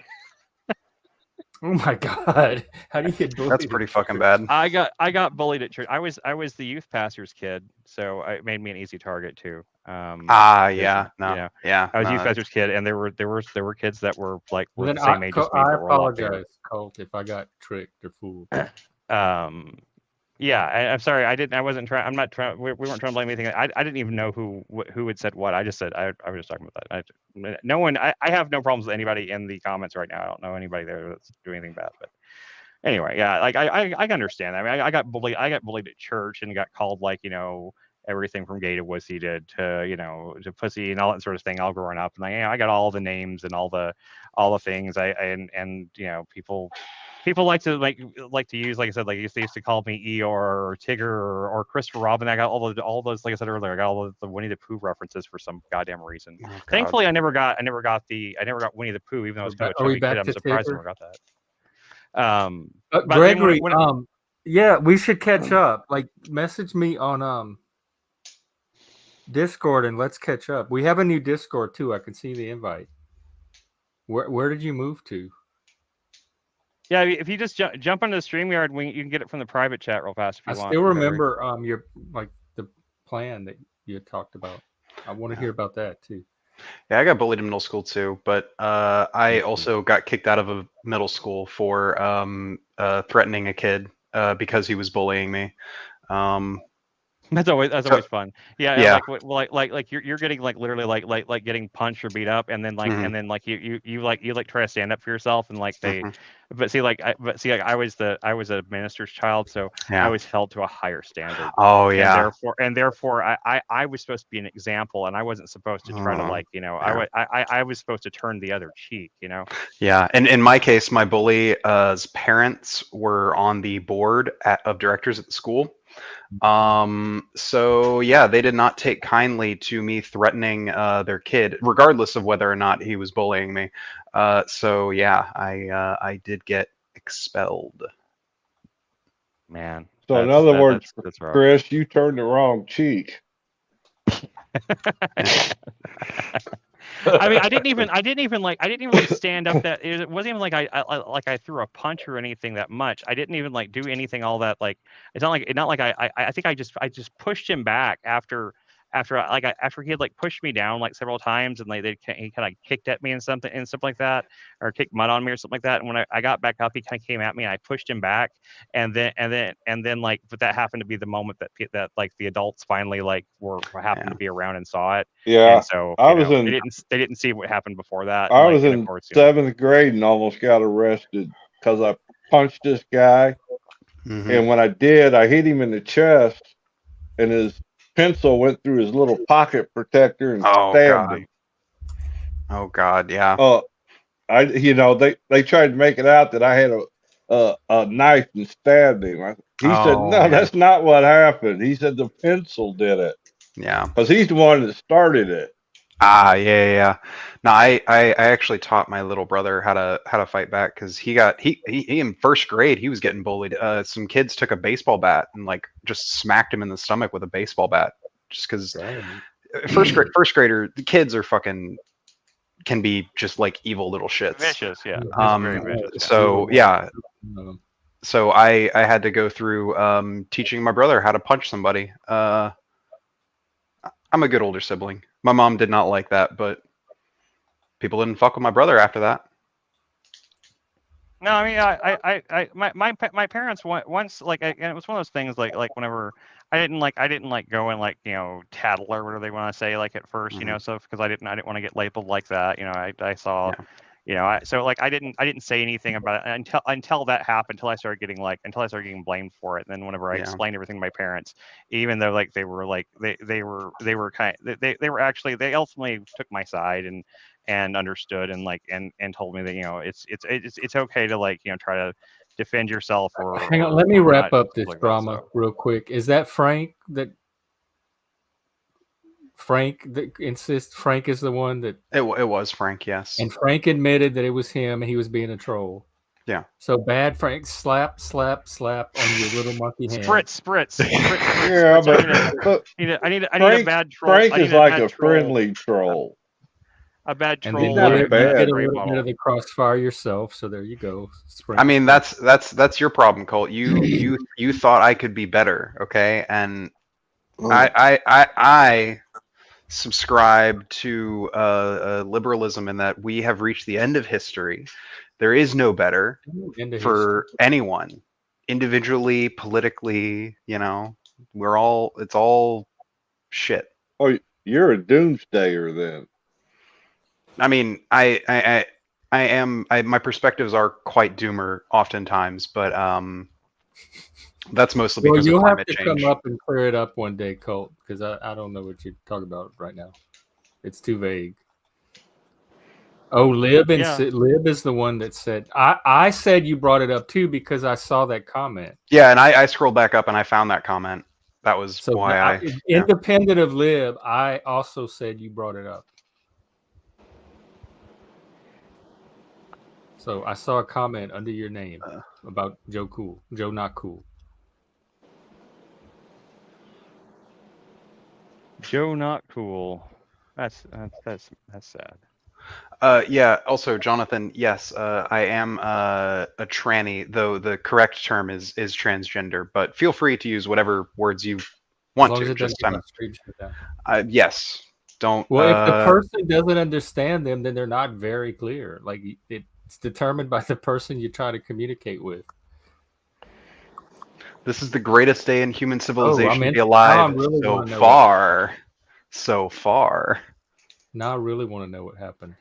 You know, I It's been a while since we talked. I personally like if I were in your shoes, I have to say like I wouldn't want I'd be pretty against being called a tranny or a transgender or anything. I Oh, just I mean, wanna be I called would, by my name. I would prefer that they didn't, but I can't People control what call they you all do. kind of. I would just Yeah. ignore it. Like people call you all kind of things, and they're going to. Yeah, that's So if that's you my. have one you prefer, just Definitely. use that, and your friends will eventually pick up on that. You just ignore all the other ones. Yeah. No, If someone asks me what I am, I just say that I'm just say that I'm Chris, you know, and I just say. You know, I mean, just so let people live, someone you know? asked specifically, Liberty. "Oh, is that a tranny?" And I was like, I mean, yes. That if somebody Now, asks it in that way, what they sure. mean is it, you know, is this acceptable for me to like, you know, be a fucking dipshit to them because I hate trans people. Usually how is old are you, Liv? I'm 27. Okay. I grew up in the 60s. He's a baby. He's a little There- baby. He's a youngin. There was only 2 words they used back then, and trans wasn't one of them. Yes, Chuck. That is true. In the past, things were different than they Yes, are it was today. ugly. It was ugly back then. I mean, it's not great today either. In Tennessee, I them got actors. threatened. It's not great either. I mean, compared to like 30 years ago. Well, no, I mean, I was threatened in a gas station for having painted my fingernails, Chuck, in Tennessee. What did they So, say? I don't even remember. Like, all I remember is I yeah. fucking got the fuck out of there because it was like late at night and I was by myself. They And specifically referenced the nails. yeah. And earlier you said like when people ask what are you, like is that how they phrase it? Does someone come up to you and like what are you? Like I mean it's just it would be like a weird question to ask someone or to be asked. Yeah, they are weird questions. That is true. Just tell them I'm a free man. Well, Or a that's free what woman. it's coming to I'm today, more of though. a free man I'm than a you'll free ever person. be, and more of a Freemason than you'll ever get. That'd work around here. I feel like most people don't know what the Freemasons and are. the painted fingernails, the painted fingernail thing is funny to me because because I've had painted fingernails before because you know because like a lot of girls love painting guys' fingernails, and it's a great way to like you know kind of flirt with them and like you know get close to girls. So I had painted fingernails many times because like I was flirting with girls. So I mean you know you can there's straight reasons for it too. It's not all like you know. I'm just saying. Also, just in public, do you not talk to people in public? Do you not see people in public? I see people in public all he's the an time. ageist. I don't know what to make out of I it. It is an interesting question. Gregory, I am a trans woman. I would prefer to be referred to as a woman, but you are free But nobody to. Yeah, But I can see the day coming where if they keep pushing the way they're pushing, your only response is going to be, "What are you?" With as many isms as we've developed. Well, I don't normally in most conversations. People don't lead off the conversation by asking if I'm a tranny. They usually lead off by asking my name. So when people lead off with the asking if I'm a tranny, that usually like I know where what kind of conversation they're aiming for. I pretty much like I don't think unless there was like a specific reason I can't think of a single social interaction I've ever had where I felt like unless it was tied to a specific topic or something like that and I was trying to figure out like the perspective of somebody I actually asked them like about sexual orientation or something. I mean, they're perfectly valid reasons to ask: Are you transgender? Are you gay? Are you? But it's a very strange, and even then, like I really, it's usually not important. But I always find it really weird when people will just randomly volunteer that information like to you, and it's like okay, Like that's a cool, man. badge. It's like a badge. Well, Yeah. no, but like I've had no, I don't even think it's that. I mean, in some cases, it's been like I think the person was trying to like reach out like human connection wise, but it's like they didn't know how, so like they were just like, I'm gay or something, and I was like, and it wasn't like they were hitting on me or anything, but it was just like Yeah. I was like, that's cool, man, that's all right, Yeah. and I thought about this specifically because like I had on a. I know if you've seen Mr. Robot, right, Lib? Yeah. Yeah. Oh yeah. You know, in the pilot episode, there's like that really weird scene, like after like whenever Yeah. Gideon and Elliot are on the plane, and they're just sitting there awkwardly, and he's like, "Did you know I'm gay, Elliot?" And he's like, No. no. No. That's very funny. I actually really like that scene. It's a Yeah. good No. scene. I mean, It's a good scene because I've had that situation happen, and I was just like, I just relate to it a lot. I Yeah. always think about that. Yeah, I'm trying to I want to rewatch. I'm rewatching the first season to. I'm trying to study its structure because I think the first season of that show is so brilliantly structured with its twists and the way that it builds the plot up. It's Uh, I'm trying to incorporate it into my little series. What show y'all talking about?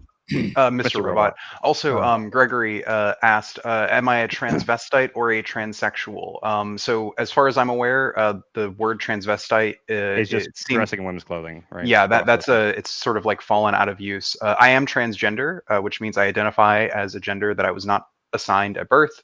However, I am not transsexual, meaning that I have not actually undergone any form of medical transition, meaning like HRT or surgeries or anything. I do plan on going on HRT eventually, but probably not surgeries. I mean, dude, and I say this with nothing but concern. Like until the technology gets there, I don't know why anybody would. I just don't. I mean, there are some people for whom like it might having be necessary. having a penis is like a part of their body dysmorphia. It's not a part of mine. It's really a big deal for some people I know. But like, man, like I even knew a guy who had the he was born intersex, and he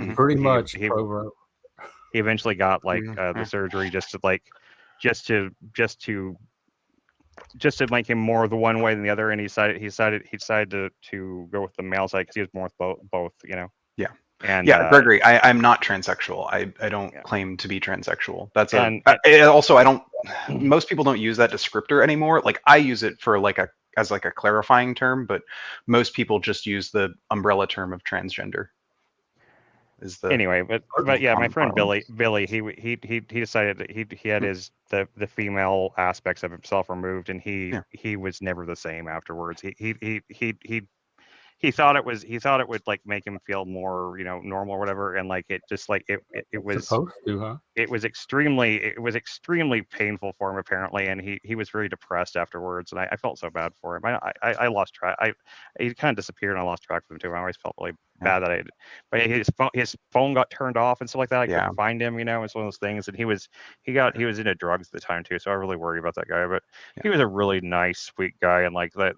But that surgery just, I mean, and I'm not saying that's everybody's thing, but I just I just think it's too primitive at this point. I just don't think we're there. There is actually a particular issue with like intersex people. I do think that oftentimes people will try and lump intersex in with like trans people, and that's not correct. I mean, not correct. It just like the. I was just talking about just the surgery aspect of it. I mean, even the surgery aspect of it, it's completely different for intersex people than for trans people. I mean, there are definitely transgender intersex people, but like for the intersex part, like that's a completely separate thing that has its whole own like branch of medical science that deal and psychological science that deals with it, because it's a very different thing. I'm a homeless.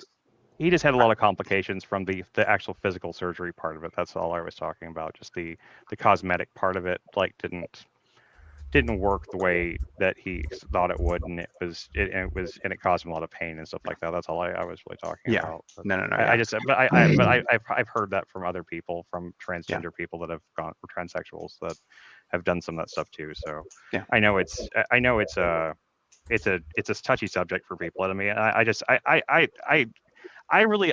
wish we had the technology where it was there, where that wouldn't be such a dangerous thing.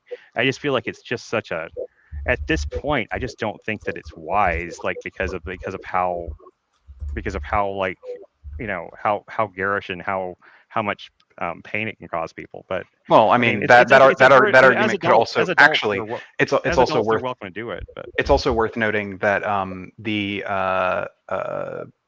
what is it like when they follow up with the patients like years after, the satisfaction rate for people who undergo sort of gender affirming surgery is ludicrously higher than even like other minor surgeries that like have, like people are usually more dissatisfied with this getting their appendix removed than with transgender surgery. Don't you think there's a degree of that? I mean, I'm not saying it entirely. I'm not saying that explains the entire thing, but don't you think there's a degree of that where a lot of people, like, they feel like they have to, because of like the whole movement and everything behind it, they feel like they have to, like, say that it was a good decision because they otherwise it'd be betraying like their people or whatever like that. Because I get that impression from some people, like they feel like they can't say anything negative. The only people I have got that impression from is right wingers who want to say that is the sole cause of that. I have talked to people who've undergone surgery, and of them, I have known personally 0 people who have detransitioned. I was a part of a relatively small community of transgender people when I lived in Memphis, and I knew of detransitioners. But I had never met any of them. But to my knowledge, they were a small percentage. And detransitioning is a small percentage of people. No, I know that. I just by feel and like large. at this point in society, I just wonder about the psychological effects of like the the whole social aspect of it, and how, and like that it's like there's like this movement aspect of it, and it's like solidarity and all those things like that, and what that plays into the psychology behind, like, how they really feel about it. I mean, and maybe I could be completely wrong. It's just something I sense I've picked up on from some of the people I have talked to, but I haven't talked to as many as you have. I'm not obviously not in those circles as much. I've known 2 trans people, that one that did get and one intersex woman. I guess he became a man. He decided to be permanently male, but and one of them never got surgery. One of them did, and I have lost track of those people. And like, I mean, like, and like they definitely, the one that had the surgery definitely didn't, they didn't act like it was the worst decision of their life or anything like that, but they weren't like so totally happy with it either. So I mean, I just like I just it just always in today's climate, I wonder about the because I like that girl that, like, they did that whole, like, I feel so bad for that girl that did that freaking like TV series. I think that's just a terrible thing to do to somebody, to do that documentary series about her whole life and everything like that, and showing it all on camera and stuff like that. I mean, how could she ever really express herself honestly or openly about how she feels about it? Because No, I don't disagree. if she were to come out and say, like, yeah, this was a mistake, then she would be demonized and bullied to the point where it would lead to ideations, right? It's like I feel bad. I just feel bad for people, like, in those things, because there's such a pressure to adhere to a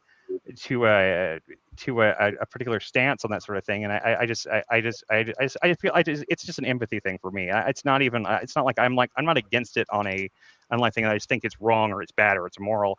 I feel for these people that, in a sense, that I feel like it's not. It doesn't just seem. Jonathan has a question. Yeah. I'll just say this: detransitioners need to be treated with all the love, support, and respect that we ought give trans people as well, because as far as what Jonathan's question was, do I think this trans topic should be taught / addressed in schools? Yes. Probably in later high schools. I'd say like in upper high school maybe. Yeah. Yeah. Like whenever they juniors, seniors. actually whenever they like, start going, I think, more in depth into like sexuality and stuff in sex ed and stuff, which is usually like later middle, early high school, to my knowledge. I think around 16 or so is probably fine. But but then again, my take on sex education in schools is that I think comprehensive sex education is the best kind of thing. Gregory, you said I cannot love lies. Can you please expand on that? Because I think I know what you're saying, but I'm gonna let you say it, so I'm not putting words in your mouth. And you can come up if you want, Gregory. Yeah, please do. The link should be pinned at the top of the comments. In any case, like I just want to make sure I'm just clear that it comes from a place of empathy, not a place of of judgment or hatred or anything like that. No. I don't get weirded out by trans people or anything. I'm perfectly comfortable around someone who's transgender as much as I am for someone who's not. It doesn't make much difference to me. I guess if they're like being weird and getting in my face about it or something like that, it would make me uncomfortable. The same way it would if a straight person was getting in my face about how straight they are. I would be like, okay, dude, I get it. You're straight. We understand, like, I mean, anybody who's going to be like in your face about something is going to be kind of uncomfortable. But I have no, I mean, like I talk to anybody of any kind of like sexuality, gender identity, whatever, the same way I talk to anybody else. I try really hard not to even though I know I do it like anybody does. I try really hard not to ever fall into the trap of like doing like the dilly dumb code switching thing where like you're around a black person, so you start using more black language and shit like that. I try to be, if I'm going to be the white guy amongst a bunch of black people, I'm going to be the white guy. I'm gonna be as white as I can. White as you can. Because I am as white as anybody could be. So I don't ever want to be inauthentic in that sense. But like it's just like it's a weird thing to like to see like when people get so like. I mean, like it really. I mean, and most of it, even with my own parents, like like they know, like with my daughter, they know how tomboyish she is. They talk to me about it just like I talked to them about it. They were trying to figure out how Clover is doing and feeling about things like that. Like they're not. Oh they're not no, you set your daughter up. Oh, you set her up. You gave her a name called Clover. That is the most non-binary name I have ever heard. Every non-binary person I know is named after either a plant or an inanimate object. Well, I named both my daughters. I named one Clover, one Juniper. I mean, I love that though. That is actually, those are good names. With Clover, we very specifically. My wife had a dream. When we thought she had miscarried.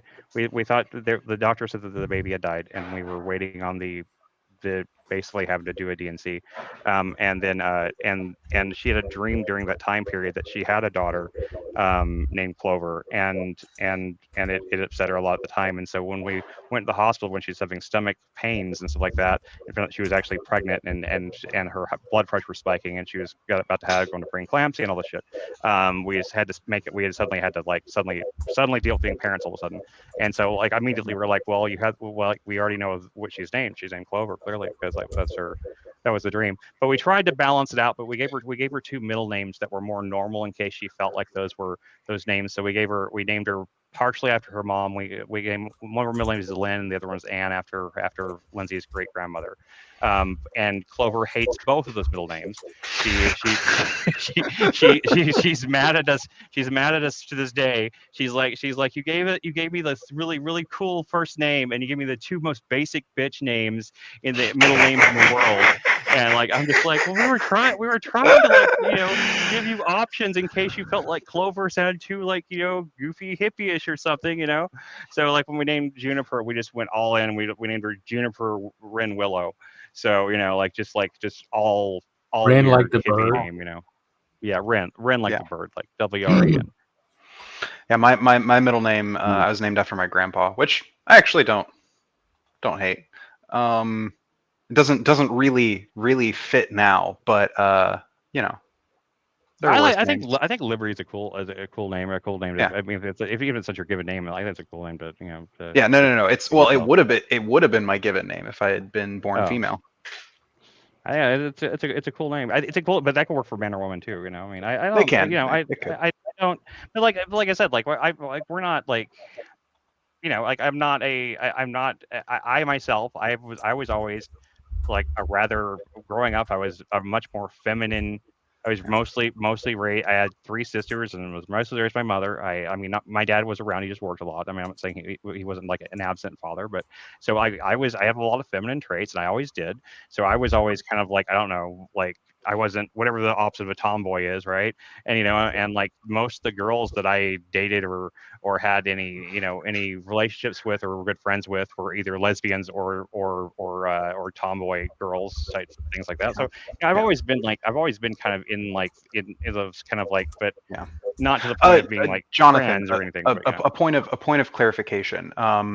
Trans has not only been a thing for the last 20ish years.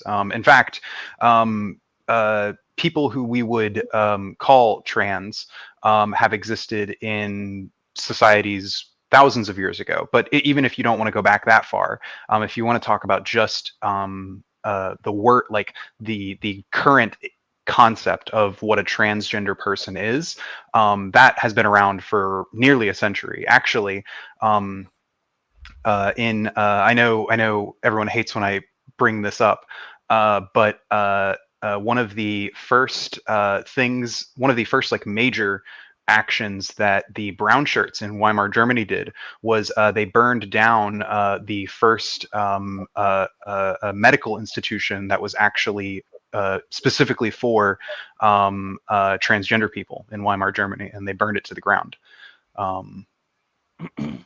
Right. So, and that was in the 1930s. So, this Are you worried that could happen here, like the fascists, that you could take over America and burn down your clinics? Oh, I mean, I think they would start with the clinics, of course. Though they wouldn't have to be fascists to burn down the clinics. I think general conservatives have been are being radicalized to dehumanize transgender people to a large degree. A lot of the language used by just bog standard conservatives is that kind of like dehumanizing language. I mean, hell, you look at fucking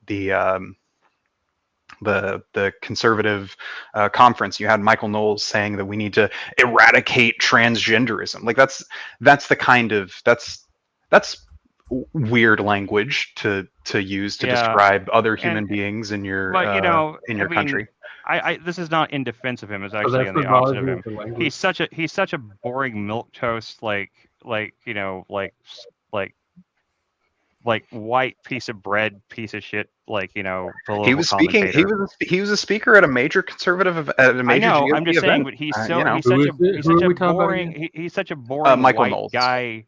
Michael Knowles. He's just a boring white guy. Whatever. He made a speech that we need to.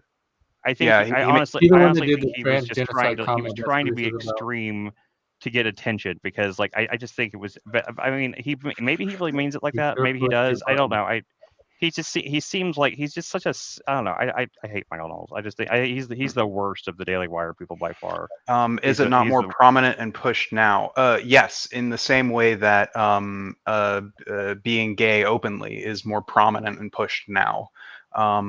It is more acceptable, socially acceptable to openly be these things. The likelihood of being tarred and feathered for openly being these things has gone down drastically. what we and to answer what Cult of Culture said there, said that we should be promoting non-binary, if anything. I don't think we should be promoting any of it specifically. We should be just promoting that people be themselves. Period. People should be, liberty should be liberty. I should be Chris. Jeff should be Jeff. Well, Sterling should be do you Sterling. have a Chuck should be choice? Chuck. Can you be anything else other than what you are?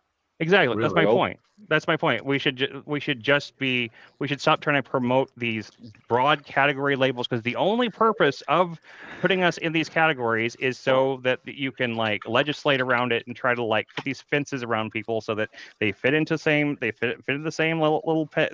You put the peg into the hole, and that way they fit within your little happy definition, instead of looking, and it dehumanizes people in a way that keeps them from seeing these people as individual human beings with thoughts and feelings and brains and hearts and all that stuff like that.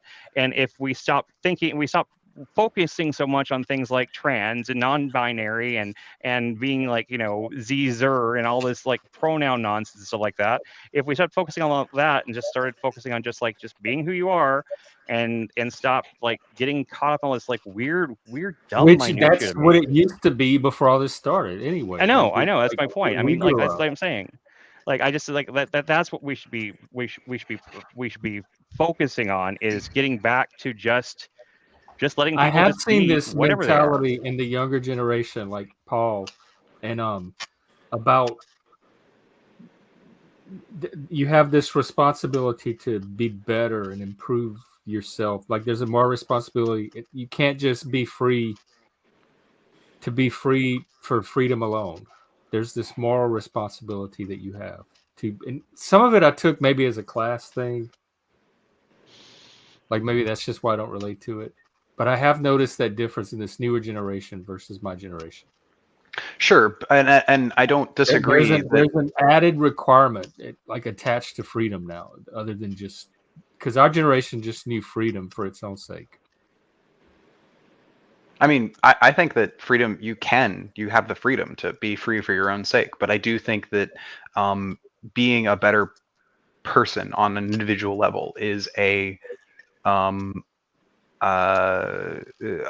think it's a moral imperative. Obviously, that's not for you to disagree. decide if it's on an individual level. The only individual level you can decide on is your own individual. Well, that's what I'm talking about. What I was saying today, if you believe that, I'm the only one who I'm the only one who. But I can advocate that other people do it, but I'm not going to say you have to do this.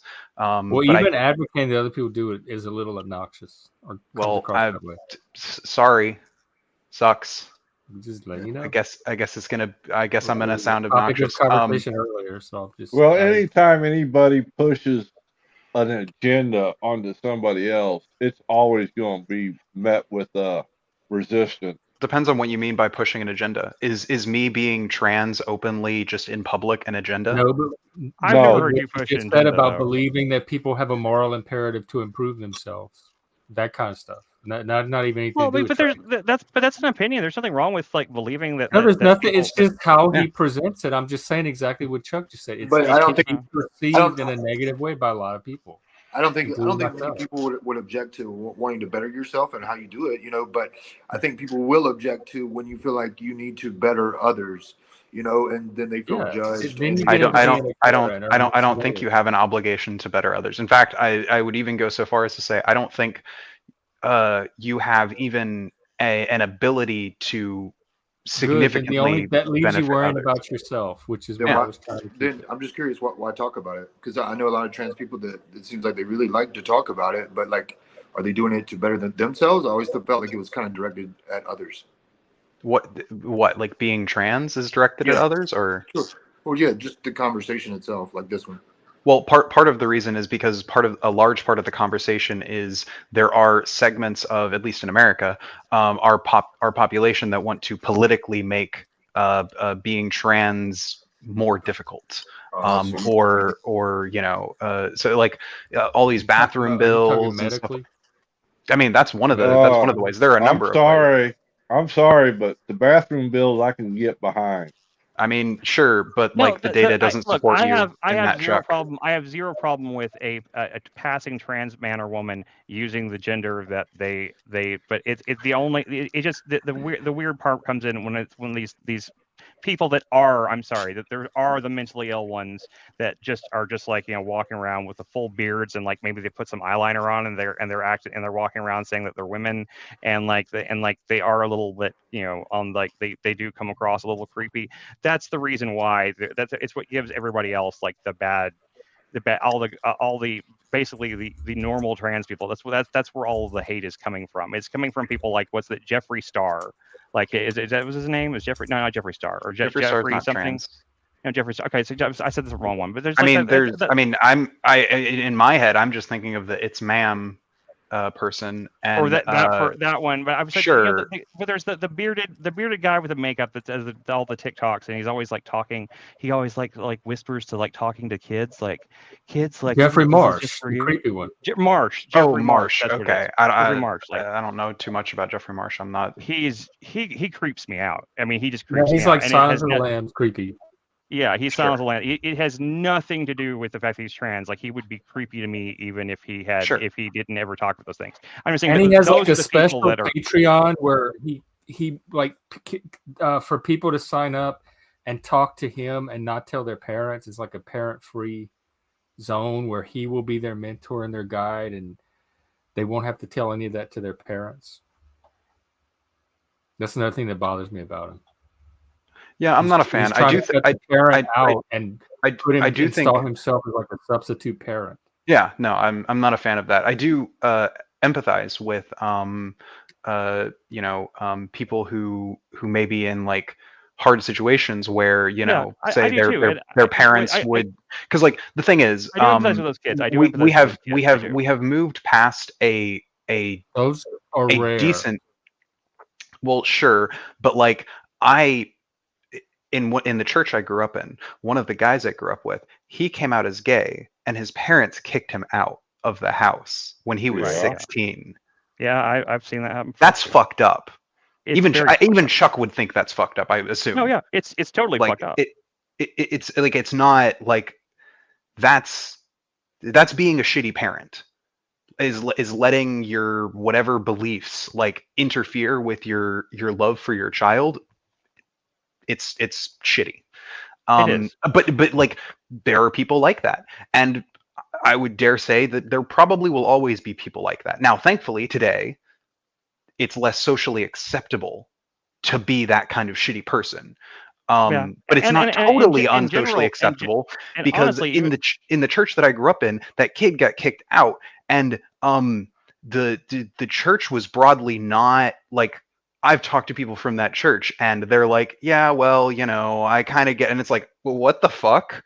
They kicked their 16-year-old son out of the house because he said he liked guys. What the fuck? I thought you were like Christians and you're supposed to unconditionally love people. It's. Yeah. But you weren't trying to better them by saying that. What? Well, like I'm confused by what you meant by that. Well, like you weren't trying to educate the people in the church that what they were doing was wrong by discussing it. Because I mean, like, earlier. No, I assumed that they also thought it was wrong, and I assumed incorrectly. Oh, okay. Yeah, that makes sense. I assumed that the people that I grew up in with my church would actually be all, or at least mostly decent people, and recognize that what my friend's parents did was fucked up, and they didn't. Well, technically, you can't throw a 16-year-old out most. Yeah, days. I know. Yeah, that's illegal anyway. That is more and more rare than it was. No, it is. Yeah. No. I'm not. He admitted that's rare. He admitted that the number of like but it's completely down. fucked so up. To me, these are not everyone needs to feel compelled to invest in a fringe cause that's not central anymore.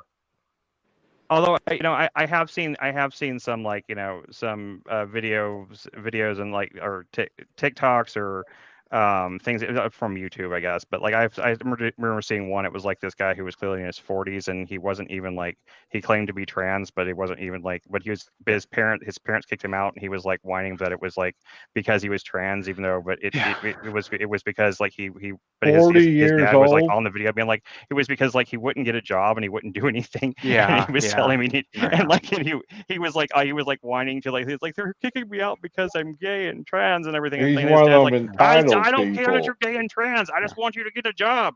But the thing, there is one thing saying like, oh, you can't legally do that. Well, I mean, that's true. But also, this kid lived in Tennessee, and I don't know if you know much about Tennessee. In sodomy is still illegal in some Tennessee Counties, yeah. counties. You mean they haven't taken it off the books, but it's not enforceable. Oh no! There's actually I can't remember which county it was. There was a county.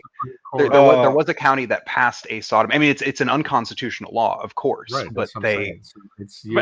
How are they going to enforce it? Are they going to put cameras in everyone's bedrooms? Like what? I mean, if people are committing any kind of sex act in public and they get caught, well, they're going to go to jail anyway. So. Well, that's what the sodomy laws were for initially. Everything you bring in is this little like fringe stuff that gets magnified, and once I start examining it, I'm like, this is of all the stuff. Yeah, like I said before, I'm saying we have not progressed exactly to some like utopian. Hang on, Jeff. If you would let me finish a fucking sentence, we haven't progressed to perfect. That's all you've done is talk. Let Jeff finish his sentence. But you can finish your sentence. But you interrupted me. Like you literally interrupted my sentence. And go ahead.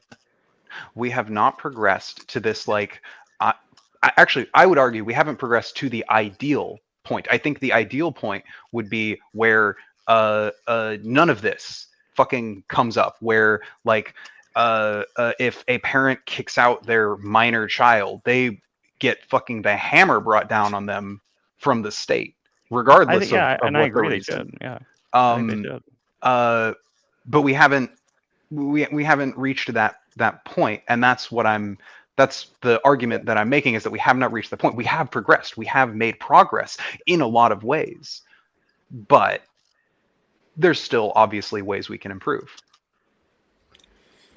And I'm also against like gay conversion camps and shit like that. I also think those are although I think those are probably the ways we can improve are not societal wide issues anymore. They're isolated, small scale issues. I feel like there's some those isolated small scale issues still affect people though. Yeah, it affects some people on a small scale. They're not. Yeah. They've moved out of the category of high priority issues. That I didn't say there hasn't been progress, Gregory. You got the Talcott mentality. Talcott talks about people being homeless, living in the streets, wars. He's worried about everyone else but himself. We do actually have a homelessness issue in America. There is not just like the fact that there are homelessness people, but there is there is a higher. Lazy. They're lazy nowadays. Not all of them. All of them are, Chuck. Is that your claim, Chuck? That they're all lazy? It's because of laziness. There's a lot of them. There's a lot of them who choose to be homeless. You have some data to suggest that our homelessness problem. Sure, I have spoken to many homeless people who did choose to be homeless. I know this for a fact. I've talked to a bunch. I have been this close to being homeless many times recently, and that was not because I wanted to be. So I mean, like I'm just saying, and I actually have been homeless at one point in my life before as well. So I mean, it wasn't for. I mean, I'm saying homelessness does happen. It's not all one or the other. It's a broad spectrum of different people involved in it.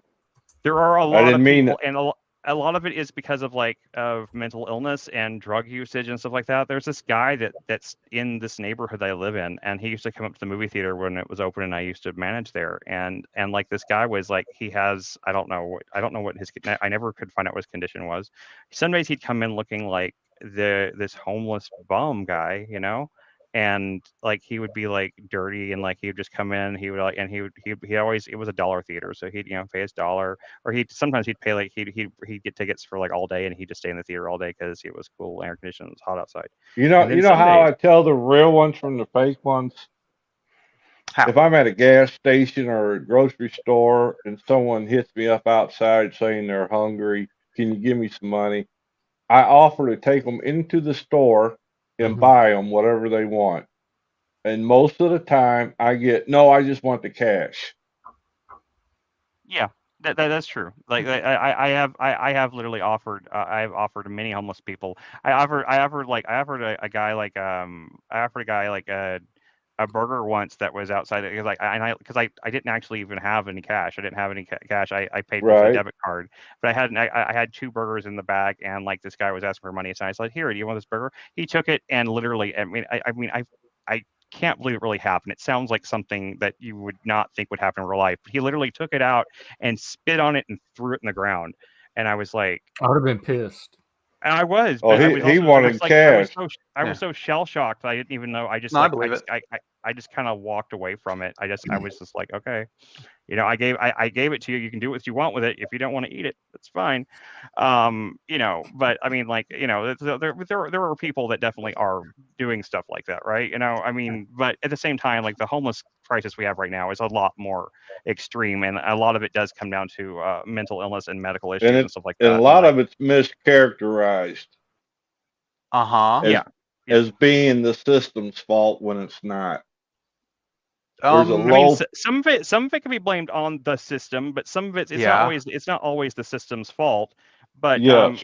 a lot of it is, if anything, like the failure is really coming from a lot of the families of these people. Yeah. This is the thing I learned about, like, with my wife, whenever I started researching about schizophrenia and about things like, and like I didn't know anything about it until then, except for I'd seen movies and stuff. And so I started doing all this deep dive research, trying to understand the disease and everything like that. And I read some of the most horrifying statistics I'd ever read in my life. And most of the schizophrenic, and there's a really high percentage of people that are homeless that are schizophrenic. Like it's a fairly sizable chunk. I can't remember the actual data right now, so I'm not going to try to make it up. But it's a fairly high percentage. And according to everything I could find, the reason why was not because the schizophrenic people that didn't have families, or they didn't want. It's because, like, they would in their psychosis, they would wander out of the house, and maybe the family like would try to find them and track them down and bring them back a couple times, but then the families would just give up on it, and they didn't know how to deal with it, and so they would just let them go. And like, that is just the most horrifying, like, sad thing I've ever. Damn, I can't I'm even even imagine. Right, what getting do you want to? We were I'm supposed getting to beat move up to in your Discord. chat, Jeff. Huh? I said I'm getting beat up in your chat now. Damn. Who's Wait, beating who's you up? beating you up? What's going on? That dude probably. Yeah, Yeah, like I Frank, was of course. actually on the topic of like family support. One of the biggest sort of like differences, I think, that they've been able to find between like the trans suicide rate goes down dramatically when you have parental support. The trans suicide rate is like much higher than it is among the non-transgender population, but that can be like very, very much lessened when you have familial support, when you have a support from your family and close friends. But you can't make people understand something they don't want to understand. Well, understand and like, supporting somebody are two different things. Like, for instance, my parents don't understand my sexuality nor my transition. However, my mother, at the very least, is actually quite supportive. My dad less so, but that's to be expected, I think. And yeah, I mean, it does seem like that men tend to be a lot less. Hey, Jonathan, cars aren't natural either, though. Argument from nature is a piss poor argument. What? Jonathan said cutting off. Natural. Yeah, they're not natural. Yeah, but okay, but still, but like, I mean, I think any kind of like removal of any body removing the appendix isn't natural. It's not, but if the appendix, but not. this isn't a case where the appendix is infected. No. People have had infected. People had, but that's not natural either, though. So like, this is my point. Is the argument from nature is what's the word? What's the word I'm looking for? But no one voluntarily retarded. has their appendix out. Yes, they do. What? What? Nobody. They have their appendix taken out because it's infected and it's going to kill them. People will have their appendix removed in anticipation of that. as well. If But there's a I've never seen that. if there's a high genetic chance of it Yeah. happening, I've heard of, but that's because like there's a greater chance than not, and therefore instead of taking the chance that like the appendix might kill Chris, them, that doesn't actually make a difference, because the argument from nature would be that it is unnatural to remove the appendix, regardless. What? I mean, I think you're, I mean, like, like, Liv, I'm normally very empathetic to your point of view here, but I think this one kind of falls apart a little bit. I mean, this is much more close to someone like saying saying cutting off your dick isn't natural is in fact true, in the same way that wearing glasses to correct your eyesight. This is where the conversation ended up. Wow. But you're not really fixing something by quote unquote cutting off your dick, and you're not really cutting it off either. That's the and if you know what, it doesn't matter. It doesn't matter if you're fixing it or not. If it's simply a matter, it actually doesn't. It actually doesn't matter from the argument of nature, which is the thing that was referenced. Cutting off a dicks isn't natural. From Jonathan. I guess if you take the argument, the cutting off anything is not natural, really. Yeah, that's true. For no reason, yeah. That's true. That's why I'm pointing out that the argument from nature is not a good argument. If there's not something that's wrong with it, is my point. And honestly, if it was simply a matter of just removing castrating or whatever the person, even though I don't think that seems like a great idea either, that's probably even like to me like the what they do, like trying to make a vagina out of a penis type thing, is a very mutating very it's I mean hang on Chris, you're using loaded language. Chris, you're using loaded hang on Chris, you're using very loaded language, because to call that mutilating, it would similarly the surgery that was done to my face, I had some corrective surgery. I was in a car accident and they had to like put new skin on my eyelid. I looked like a freak for quite some time. That was mutilation, right? But once again, that was because you were in an accident, and it was in order to but it could be described, but it could be sure, but it could be described as mutilating though, right? But the car accident mutilated you. That they tried. No. Why can't I describe that as mutilating though? Yeah, because that wasn't self-inflicted. It was it wasn't self-inflicted. It's also like mutilation or natural is kind of like another one of those buzzwords or words. Like I'm saying these are very loaded terms. I think they're very loaded terms, and I do support adults the right to do what they want. I don't really care that it's not natural. I feel like our ability to do this like gender transition surgery thing is kind of it's just at the edge of being like kind of horrific mad scientist type stuff. It doesn't really. I mean, you're not really making a vagina. You're not really making. What? And I worked on a screenplay a long time ago that was that one of the characters was transgender, and because in order to educate myself more about it, because I didn't know a lot about it in detail at the time, I did actually find, and online at the time there was not nearly as much censorship and stuff. You could actually find videos of the surgeries and what the the before and afters and everything looked like. I'm sure they've gotten better since then. I'm sure that they're not nearly as bad as they were back at this was 10 years ago at least. But I mean, it was not. It's to call one thing the other thing is, it seems a little bit like and it's not just one surgery either, Chris. Yeah, it takes multiple. And they're very prone to infection. You are describing. You are also describing many other medical processes, which I'm confused as to why you're saying this one in particular is. What was the term used? I feel Frankenstein shit. Yeah, because I feel like for the people that it's being sold to, I feel like they're being sold a false bill of goods. I don't feel like they are not. They are expressly not. Well, I feel like the one subject I really like, I'm interested in around this trans subject is body autonomy. And like, you know, at what point should you be able to do with your body what you want to? And I agree. If you're an adult, you should be able to do it. I'm not. Well, I'm not saying what you I was shouldn't be going to able say to is do it. that I just what I was going to say is that at what age does someone have that body autonomy and able to make decisions for themselves? And it's Well, really legally in America, 18. 18. Yeah. yeah. Well, it's not. No, it depends what decision you're trying to make. Because, like, I mean, for that is example, true. because if you, so if you wanted to get married or consent to sex, the age varies. If you wanted to have an abortion, like, or if you wanted to have a tattoo, or if you You wanted get to, LASIK yet? Wait till you're 25. if you Well, wanted to, that's for a medical reason, not for if you bodily wanted, autonomy reasons. if you wanted Right. I to know. I'm just saying. ingest certain If you, chemicals, it's interesting yeah, if you that want to drink or smoke, it's 21.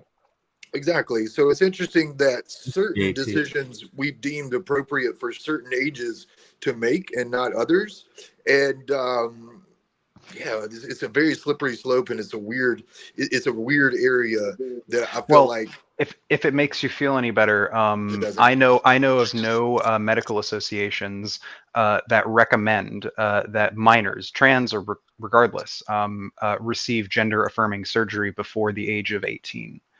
Okay, well, like, I mean, like, forget about, and like, is that right or wrong? I'm not saying, but like, also you have hormone replacement that I've seen much younger people do, and like, at what age is that okay? And does a person have the right to make that decision? Even if you were saying, oh, well, if it's not harmful, then you shouldn't have it removed, but like, what if you wanted to, and it's your body? Like, why not? It's an interesting topic. Usually there's a whole host of medical reasons as to why to not begin younger. Especially, pertaining to surgery. Like, for instance, you wouldn't have someone who is a trans man have a double mastectomy at the age of 12 for a variety of reasons. One of the major ones being Was even a man at 12? they don't grow tits by the age of 12. So like, What? You ain't been out and about recently, have you?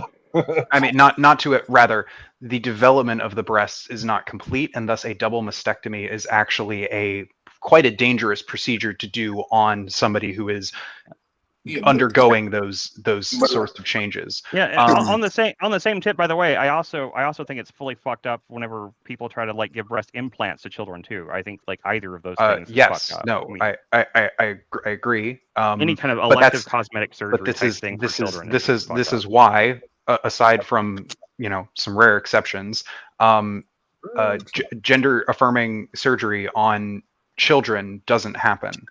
That's why they shouldn't give those blockers either, is because their well, body hasn't finished developing. hang on, Chuck. The difference, there is a difference, a medical difference between surgery No, there's and not. okay, Well, Chuck. You're saying you're saying their body hasn't finished developing. Okay, Chuck. You we're don't. gonna have You're to, not we're giving gonna have their to, body we're gonna a have to chance slow to down a little develop. bit because this is a topic. Hey, quit being you a need to be educated condescending on. panel Yeah. killer. Right. Yeah, like That's what I'm talking about. That too. Me? yeah, No, that's what it really. felt like he was going to say. This is a topic that he wants to tell you about. He wants to inform you, and he wants to help you, even though that's not his mission. Is to help others or to preach to others or to better others. He really just wants to help himself. So let him help himself. And I think that's you a in the process. mischaracterization too. I think that's a mischaracterization as well. I think I it's a don't think pretty that's the direct quote. okay. Yeah, I mean, I like, didn't hear him say that, but well, I mean, I don't think I am anybody on this panel attempting right to now- I am attempting to correct a piece of misinformation because I believe that Chuck may have been misinformed. About what? However, Go ahead. about what? about puberty blockers. What did he say that was incorrect? Oh, that they are basically the same thing as I didn't hear him surgery say on that. children. I hear him say that, but it can change you. It changes your physical appearance, and you can alter your physical. Hang on. in ways Just that you so we know what we're undo. talking about. We are talking about puberty blockers, not surgery, not HRT. Do you know what Sure. that is? Didn't we have this conversation the other day? Yeah, but I haven't had it with Sterling. Okay. Yes, I'm familiar with it. Okay, so you know what It's puberty gonna be the blockers same are, conversation. and you know what puberty blockers before they have been used for transgender kids. You know what they have been used for in the past, right? Early Sure. onset puberty. Yes, they've been used to treat precocious puberty, and the effects of puberty blockers are like the side effects, or rather, are almost nil. Basically, it prevents your body. Right. There's a lot of uhs in there. Yeah, he's getting stuck. Let him go. Let him go. I'm attempting to speak clearly so that you fucking understand, Chuck. I can He always Whoa. speak. I can You always better speak. back up. I can You always better speak back up glibly. and regroup unless you want the full wrath on your ass. Oh, the full You wrath. got that, Oh bud? yeah. There's no reason. I've for been anybody nothing to but be- nice to you. I've We've been nothing but we've been having nice a to nice, you. good faith conversation about this. There's no reason for anybody to like calling names. But Like, here's the let's thing: get- even let's get before on. this started, I was worried that this could go on for a while, and it's the same conversation we've had before. And we had talked about moving to the Discord to find a movie for tonight. Yeah, it's fine. And there's some people in the chat that are also. It's fine. I know I'm right. It's fine. I was waiting to hear it, but I guess I'll just take your word for But it. I'll give you a chance to say what you want to say and wrap up. But I think if we were going to have a longer conversation, it might be better to try to do it another time and do it in a different way. Because I do I'm want to already grandstand, Gregory. recognizing the same conversation. I am delusional. I am only I am only repeating what the medical experts say on the subject. That is true. That is the definition of delusional. And you're saying that puberty blockers are not used nearly as widely as people think they are. No. Puberty blockers do not have these broad negative effects that Chuck seems to think they do. And this is what we talked about the other day, but I think it's the idea of stopping puberty at all, like blocking puberty. I mean, I'm sure that some people might be Interfering uncomfortable with that. natural process. Some people might be uncomfortable with that, but the medical experts have weighed in and determined that the effects are negligible to nothing. So, but we can still have opinions on it and want to find out for ourselves too. Sure, but I'm just makes me uncomfortable too, and I've already sure. been through people. It can make you uncomfortable, but making you uncomfortable doesn't give you the right to say things that are incorrect. To have an opinion on it. Oh no! You have the right to have an incorrect opinion, but I'm gonna make sure you understand that it is an incorrect opinion that you have. It's no opinion. Opinions can be incorrect. Medical opinions still change all the time, and the data on puberty blockers is still early, though. You have to admit that.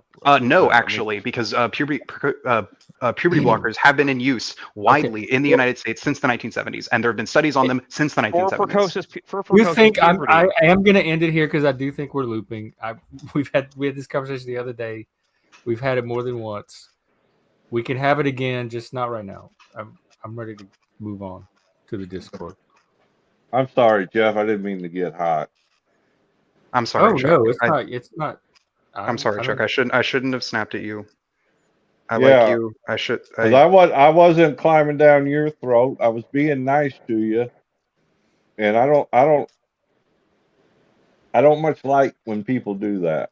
You know. I know. I'm sorry. No, I'm sorry too. I shouldn't have started yelling either.